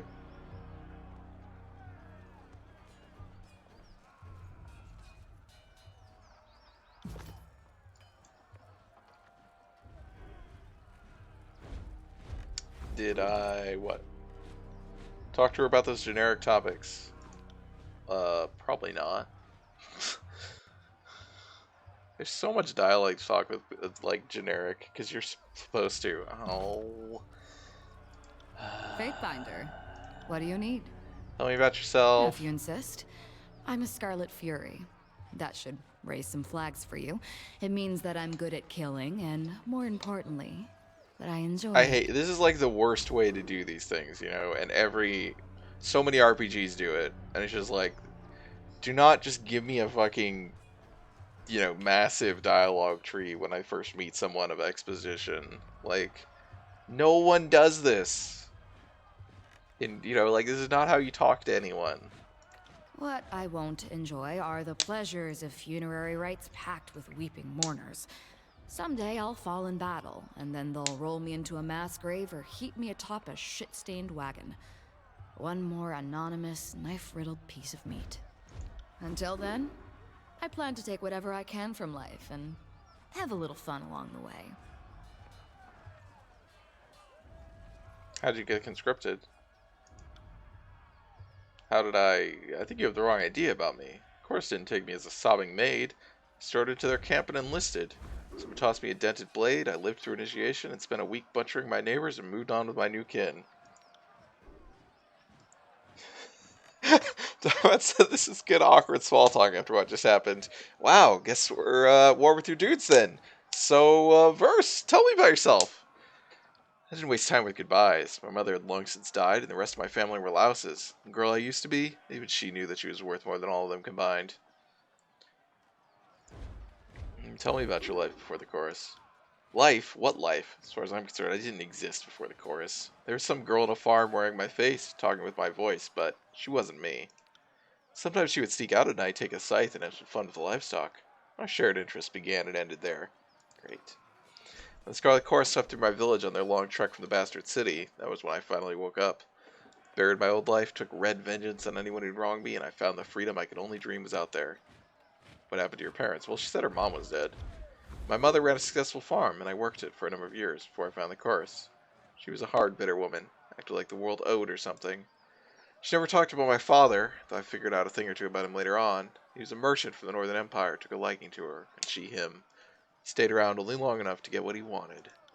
But never mind him. My mother never had what you would call taste, so couldn't have been terribly influential to me if he did stick around. You ever wish you could do things over? End up somewhere other than Kairos' army? Pretty sure the answer is no. That's as naive a question as I've ever heard. Kairos is everywhere. If you are in the Overlord's army, you're being trampled by it. course, I could have labored on the family farm into my maturing years, married some dolt, and littered him a nursery of squealing piglets. Having my body torn to pieces by smaller versions of me sounds like fun. And one day, when I decided enough was enough, I'd slit my husband's throat over breakfast and run off to join the chorus anyway. My way saved a lot of time. First smooths back the feathers in her hair and shakes her head with a smile. You're a killer. Better stick with the chorus. At least you understand. The chorus praises and rewards the things that I would suppress in civilized company. Life's too short to repress every desire, right? Especially if I have anything to say about it. So what's the deal with your feathers? You're getting awfully chummy, so I guess you deserve a story. My mother kept a messenger bird, Witterbeak. He was an angry old bastard, spoiled from living the high life. Squawked in my window every single night. Pecked my fingers while I fed him only the fastest, juiciest mice. When I left the farm to join the Scarlet Chorus, I wrung that ungrateful little fucker like a dish rag, plucked his feathers, and gave his carcass to the mice. Felt like justice. She slides a crimson leather from her hair and spins it in her fingers. You know, cruelty to animals. Also like how the feathers catch the breeze. Helps to keep my balance, especially when I'm moving fast. She slips the feather among the others and smooths it back. What to tell me about your time at the Scarlet Chorus? The Scarlet Chorus is mostly for madmen and peasants with rusty daggers, but it's also a little niche of freedom that I never had. Once I survived training and met my Scarlet Fury sisters, I saw a different side of the howling mob. For new recruits shoved to the front lines, training means surviving the first battle. Anything beyond that is for the fighters who show potential, whether as blade dancers or arcane madmen. There's nothing in the world like getting put through the paces as a Scarlet Fury. Every day is a test of your commitment and passion. Failure means death. The first few weeks were the hardest, but also the most rewarding. I earned my name, picked up some quality weapons, and met my sisters. If you think a simple farmer from the Tears would name her child Verse, I suggest you visit my old village. Most of them were walking around with surnames like Barrel or Fish. Not the most creative bunch. Why do they even have surnames? She smirks and shakes her head. Chorus takes your name away, or where you were before. You aren't that person anymore. Then you earn back a name through great deeds, usually murderous ones. That's why you see choirmen walking around with names like Stink Mouse or Face First. There's probably a good reason for it. The voice of the rat gave me this name. As the Scarlet Chorus runs howling into battle, he doesn't hear war. He hears a symphony. And when I fight with blade and bow, he told me that my music stands out louder than anyone else's and contains too many parts to be easily defined. When you least suspect it, the Archon of Secrets can be downright charming. So what's your real name? She's not going to tell me. The question isn't worthy of either of us, but I'll entertain it out of pity. You already know me by my real name. It's Verse. Are you looking for whatever arbitrary collection of letters and sounds my mother thought was appropriate that when she didn't even know me? You're out of luck. I buried that name long ago. Long by my standards anyway. Yep. That seems appropriate. Kind of feel like I shouldn't have asked, but I was curious how she would phrase it, but yeah.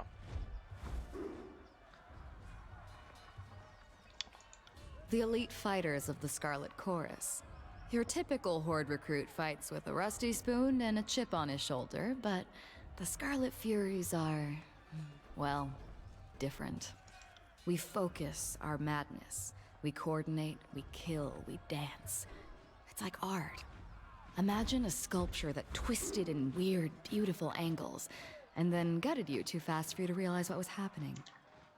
Wow, that sounds wonderful. Yes, wonderful. That's the word I'm looking for. It is, as I remind myself all the time. The most important day of my life was when the voices of Nerat recognized my potential and sent me to Scarlet Fury training. I was just a kid, and it took me long to realize I was natural. I could pick up a rusty kitchen knife and skewer a rat from across the room. Scott, of course, gave me the opportunity to further educate myself. My sister's always a bit surprised by how quickly I took different fighting styles. She frowns for a moment, then shakes off whatever she wanted to say. What do you need to know? Before, you hesitated when you brought up your fighting styles. Why? Notice that, did you? It's a matter that I'm not used to discussing, mostly because I don't know how. I mentioned before I'm good at picking up different weapons and fighting techniques. The truth is, I'm better than good. I could flay a man so cleanly I'd leave a single strip of skin behind. He wouldn't even need to be tied down. That was one of the first things I discovered of myself after joining the Scarlet Chorus. The voice of Narat recognized it in me as well, which is why he singled me out for Scarlet Fury training. My sisters were the masters in their fighting forms, but since they died, my style has changed. Almost like I can kill as they did. I could pick up a bow, a lance, anything really. I could tear someone to pieces with a weapon I only watched my sisters use. I don't know what it could mean, and that worries me. Okay. Got psychic weapon skills. Who were they would be more appropriate. 3 Whispers, Red Geyser, Seeking Sheath. Best fighters I ever met. There wasn't a foe we couldn't take down together. Our fighting styles complemented perfectly, so we divided up the killing work like bards sharing a song. At least, we used to. She presents a solemn salute. What happened to them? We were scouting around Vendrian's Well during the siege, back when we only suspected the guard of organizing in secret. My sisters and I came upon a group of them. Or Kairos knows, maybe they found us. No one said anything. We drew iron and bronze. That was when everything went wrong. I was supposed to take point and occupy the guard with a dance of blade work, something disorienting while my sisters picked their marks. I hesitated. I lost my nerve. Instead of rushing the Oathbreakers, I froze, my weapon drawn. My sisters fought on without me, but they were off balance, like whatever I had was catching. They died. I lived. My sisters were relying on me to lead the dance, and I failed them. It's understandable. Caution stayed your hand. Caution? Save your caution for the disfavored. If we showed caution, could we have taken the bastard city or the gates of judgment?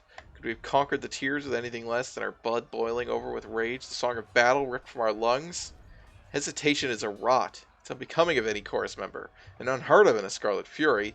I would cut it from my body and cauterize the wound, if only I knew its source. She grimaces once more and turns inward, contemplating. Any thoughts on the topic? Or are we just here to open old wounds? Any idea why you lost your nerve in battle? It sounds, I'm going to say it was evil magic. Or good magic. I wish I had an explanation. For the first time, I lost the dance. The song of murder drew silent. Instead, there were only rigid, organized control. Sounds like the security of a phalanx to me. You should practice a more orderly form of combat if it suits you so well. Even if the Scarlet Chorus fought in formation, it wouldn't be anything like your hideous shield wall. She looks at him in disgust. I miss those girls, but I'm not so bad off that I can't talk about them. Stop hedging your bets. Was it good or evil magic? Well, you know, from our point of view, the Vendrian Guard are evil.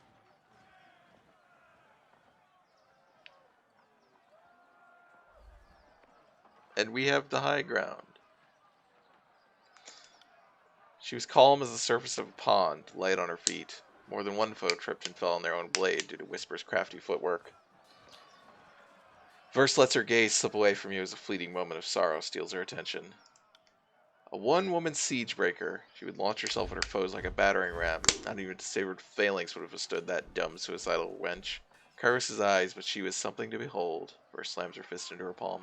Tell me about Seeking Sheath. That girl could pass a sphere through 12 rings from the far side of a battlefield. Ah, like Odysseus. Kairos help any foes who approached her marching single file. She made a game of spitting as many soldiers as possible on the same javelin. What do you need to know? Who are the Scarlet Chorus leaders? Well, the voice of Narad is the spider at the center of the web. He acts like the army belongs to him, and he only lends it to Kairos because it suits his purposes, both of which are true. The rest are all offshoots of the voices, like the Fifth Eye. Once you get down to the rank and file, the Scarlet Corps is organized around a motley bunch of gang bosses who call the shots. What do you want to know? Tell me about the voices of Narat. The Fifth Eye is dead, I think. He's a madman, but that never stopped me from following his orders. Even in a legion as cutthroat as the Chorus, you know better than to get on the voice's bad side. People who cross him, or just people he meets, don't tend to survive the experience. If he ever seems disorganized or lost, it's because he's channeling one of the personalities he's devoured over the years. His mannerisms shift over to someone else, someone who's probably long since dead. Better to die than become part of the voices. Now, what makes the voices in the rats so powerful? He's the Archon of Secrets, and he didn't earn that title lightly. People say he knows more than every sage in the tiers combined. He can think 1,000 steps ahead of the other Archons. It would be putting it lightly to say he's never alone under the disapproving helmet of his. If you make secrets your business, I guess having people constantly whisper in your ear is a good thing. I usually want people to shut up, but to each their own. Tell me about the fifth eye. A walking nightmare, that one. I couldn't begin to guess who lives under that armor and speaks with that reedy voice, but I'll tell you what I know. When your world is built on secrets, it pays to have a few extra eyes. The voice of Narat has eyes in abundance, some that he keeps close, and others that he sends out in the wilderness. Where the fifth eye was before he came to the Archon's service, now he's just a half-mad, jabbering speech hole, a bodily function. In other words, an eye. Narat's eyes are people. Maybe they used to be people. Whatever they were, they're eyes now. Folks like to whisper that the voice of Narat takes his servants and cuts out all the extra parts they don't need. She makes a quick sniffing gesture with her fingers. I once heard the voice of the fifth eye in a tent together. The voice kept screaming, "Redundancies! Redundancies!" every time another gout of blood would spray on the canvas walls. Can't even guess what he was cutting out. How many eyes does the Archon of Secrets have? Numbers keep changing, either because it grows or because rumors don't mean shit. 3, 7, 19. Some even say that all of us are eyes and we don't even know it. She shakes her head in thoughtful disapproval. It's one of those questions that drives you mad if you let yourself to think about it for too long. You could be one of Chunon's eyes, but you never thought of that. Tell me about the gang bosses. A boss is anyone who can rally enough support to kill the previous boss. They cling to command until someone gets wise and stabs them in the back. Tipcap leads the Filthy Lambs, Lox leads the Rusted Harps, Sharp used to lead the Bone Boys, couldn't say where he ended up after they broke his legs. Waterwheel orders around the Hairy Hunters, Halls for Shit leads the Lazy Malkins, then Scurvy Queen, Finger Food, Wild Gash collectively lead the Ladies of Perpetual Strangulation. Forgetting at least a dozen more. I've even led a gang or two in my day. Never survived very long, so no point in getting attached. You led a gang. Don't act so surprised. I can crack her whip better than any of those daisies at the disfavored labor camps. But I was never that interested in the power struggle of those grunts and scabs in the middle. I wanted to stand on the top like an apex predator. Here I am. So when I got tired of a gang, I disbanded and let the other bosses fight over the new recruits. That much amused me at least. Some of my old mates are still alive and hanging around wherever they ended up. What do you need to know? How is it that you picked up your fallen sister's weapon skills? That's been on my mind for some time. I still don't have an explanation that fits. I have a few ideas, but first frowns of deep thought. Scarlet Furies have a share a sort of link. It's how we coordinate our dance in the heat of battle. We don't pass messages or anything, but our emotions and intentions sync up without words. She starts worrying one of her knives. After a moment she sighs and slaps the blade back into its sheath. The one thing I always knew was that I felt this connection more keenly than my sisters did. I could pick up nuances that they miss, and I could feel them from farther away. When my sisters died, I felt each of them getting yanked out of my brain like someone pulling snails from a garden, but some of their slime residue was still there. Does that make any sense? I would take comfort in that. Your sisters live on in you. Your optimism is acute, Fatebinder, is singularly useless. It won't bring my sisters back. It doesn't fix this thing in my head that I don't understand. No matter how you paint it, part of my sisters broke off of me when they died, and now I'm left to deal with it. Just another day in the tears, right? Do not be nice to her. I mean, unless you want to make her afraid, which is fine.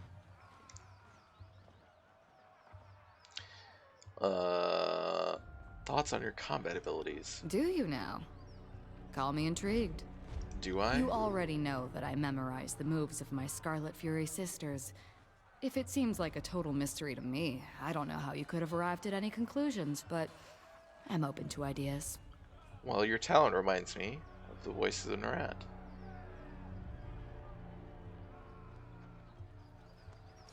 I hope I didn't hear you say that, Fatebinder, because the implication is more than either of us is prepared to handle. The voices of Narat is a monster.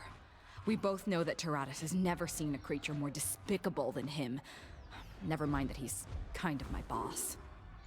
Think about it. He absorbs the minds of his victims. Well, I don't want to fucking think about it. Didn't you consider for a second that the thought had occurred to me already? Well, yeah. I've traveled with the chorus for years. I've seen what the voices can do, and it scares me, all right? The idea that everything I am could be reduced to that. If I had that kind of power, if I could become like him, I don't know how I could live with myself. I'd rather drown myself in a camp latrine. Why such an aversion? Because the Voices isn't... I mean, can you even call him human anymore? Everything I am has led me to this point. I joined the chorus, fought to survive, grew stronger than I ever knew I could be. I never needed to steal anything that made me, me. I don't want to be better by being someone else. The Voices is stronger than anyone and terrifying enough to lead the chorus, but he's also an overgrown parasite. And someday he'll stuff himself so full of voices that he'll burst. Well, you don't have to become like him, just be selective. I'm sure he had the same idea when he got started. But you know what they say about power? It's usually wielded by assholes. My sisters died. You should have seen us. We were amazing together. I didn't mean to take away what made them special, but I did it all the same. And let me tell you, it felt terrible. If I lived a century, I might never figure out how to make that happen again. And more importantly, I don't want to. What do you think about those who defy Kyrus' authority? Tearsmen can either fight or submit to Kyrus' peace. Only one of those options captures my interest. I suppose I appreciate when they go down fighting. If they did otherwise, I would need to find another excuse to play them. They need to understand, whether we unify the Tears under a shared banner or at the bottom of a mass grave makes little difference to me, or you, or Kairos. That's an interesting view of the conquest. It's a pragmatic one, anyway. Scarlet Chorus caught on to the idea at the beginning of the campaign. If no one objects that we're here to carve a bloody path for gain and amusement, then by all accounts, that is our purpose. Besides, unification is such a vague concept that Kairos allows that is favored in the chorus to interpret it as they will. The Overlord is concerned with his results. I'm happy to focus on the details, especially if that means cutting off a farmer's legs while his family watches their land burn. She smiles at a pleasing memory. Great. No shame in taking pleasure in your work, I guess? No, there isn't, Fatebinder. I expect we're going to make something great together. A line of bodies stretching as far as the old walls. It's going to be beautiful. She looks at you with a renewed interest. Did you fight in any notable battles? Since the time in Azure toward the end of the war, Beastmen ripped my unit apart. Thought they might be working under Karen's orders, but we never found out for sure. Ask about our travels? What did you have in mind? What do you think of our present circumstances? Well, there's an edict hanging over our heads. Okay, well, that's not really responding to our present circumstances. Been meaning to ask you about him. Lantry is talkative, reads when he isn't writing, and brings as much to the battlefield as a sick bird. The warriors put at your side shouldn't suffer from an elder's ache in their sword arm. You'd better serve by putting him out of his memory. Well, we need him. That's all you need to know. Understood. Got something in mind you're using him to accomplish? Then by all means let him tag a log, but don't expect me to keep him alive. He's pulling his weight somehow. Feel free to clue me in, because I'm not seeing it. Billy says, getting kind of a 40k God Emperor vibe from Kairos. Yeah. I mean, I think it's curious that we know very, very little about Kairos. Diamond says first, were you napping in the tent? It's okay, I won't be mad. Well, I'll give him some credit. It's more complicated than he looks. Still an intolerant and unapologetic bastard, but that's more his business than mine. Go ahead, Fatebinder. Okay, well... Oh, we got our ability. That's good. Sweet.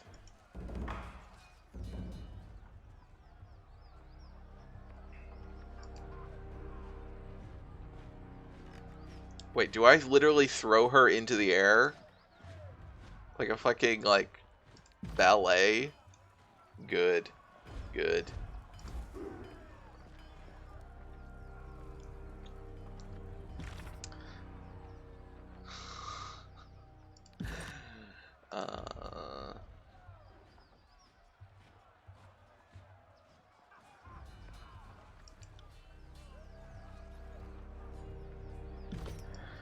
Well, we had our talk, I guess.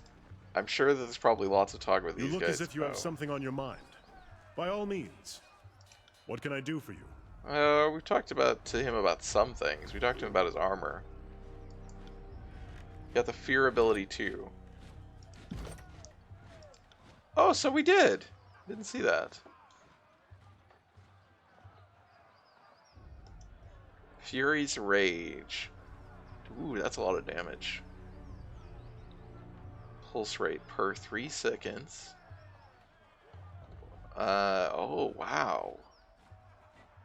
That seems good.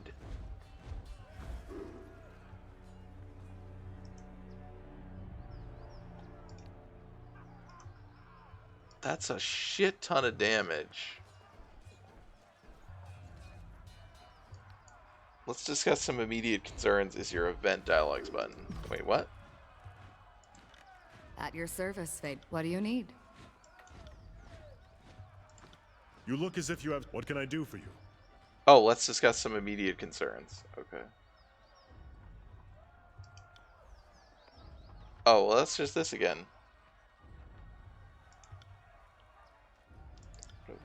Lantry stops his stride, darts his hand about his bandolier and belt. He softly mounts off a mental inventory of Zinka's quills. When at last assured of his possessions are in place, he looks up at you with a smile. Okay, we'll have to talk to him too. We'll maybe do that next time, though. We definitely need to call this because I'm going late. We'll save the game. What was Assault on the Citadel? Oh, speak with the Iron Marshal. Oh, we're not actually leaving here, right? Until we talk to her. But we'll do some more conversations next time, maybe. Since we had to get through those, apparently.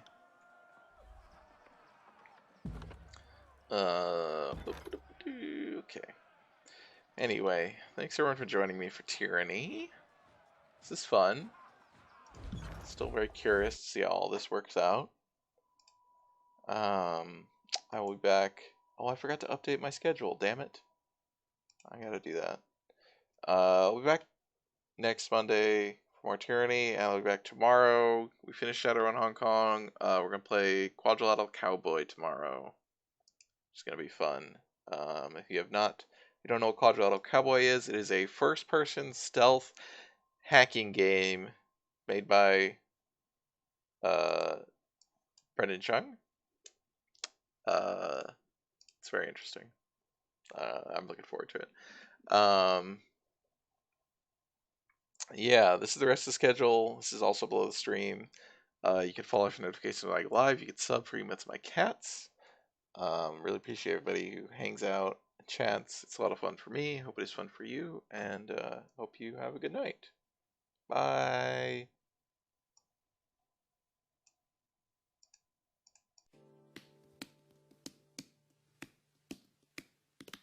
So long, farewell to you, my friends. Goodbye for now, until we meet again. I say so long, farewell to you, my friends.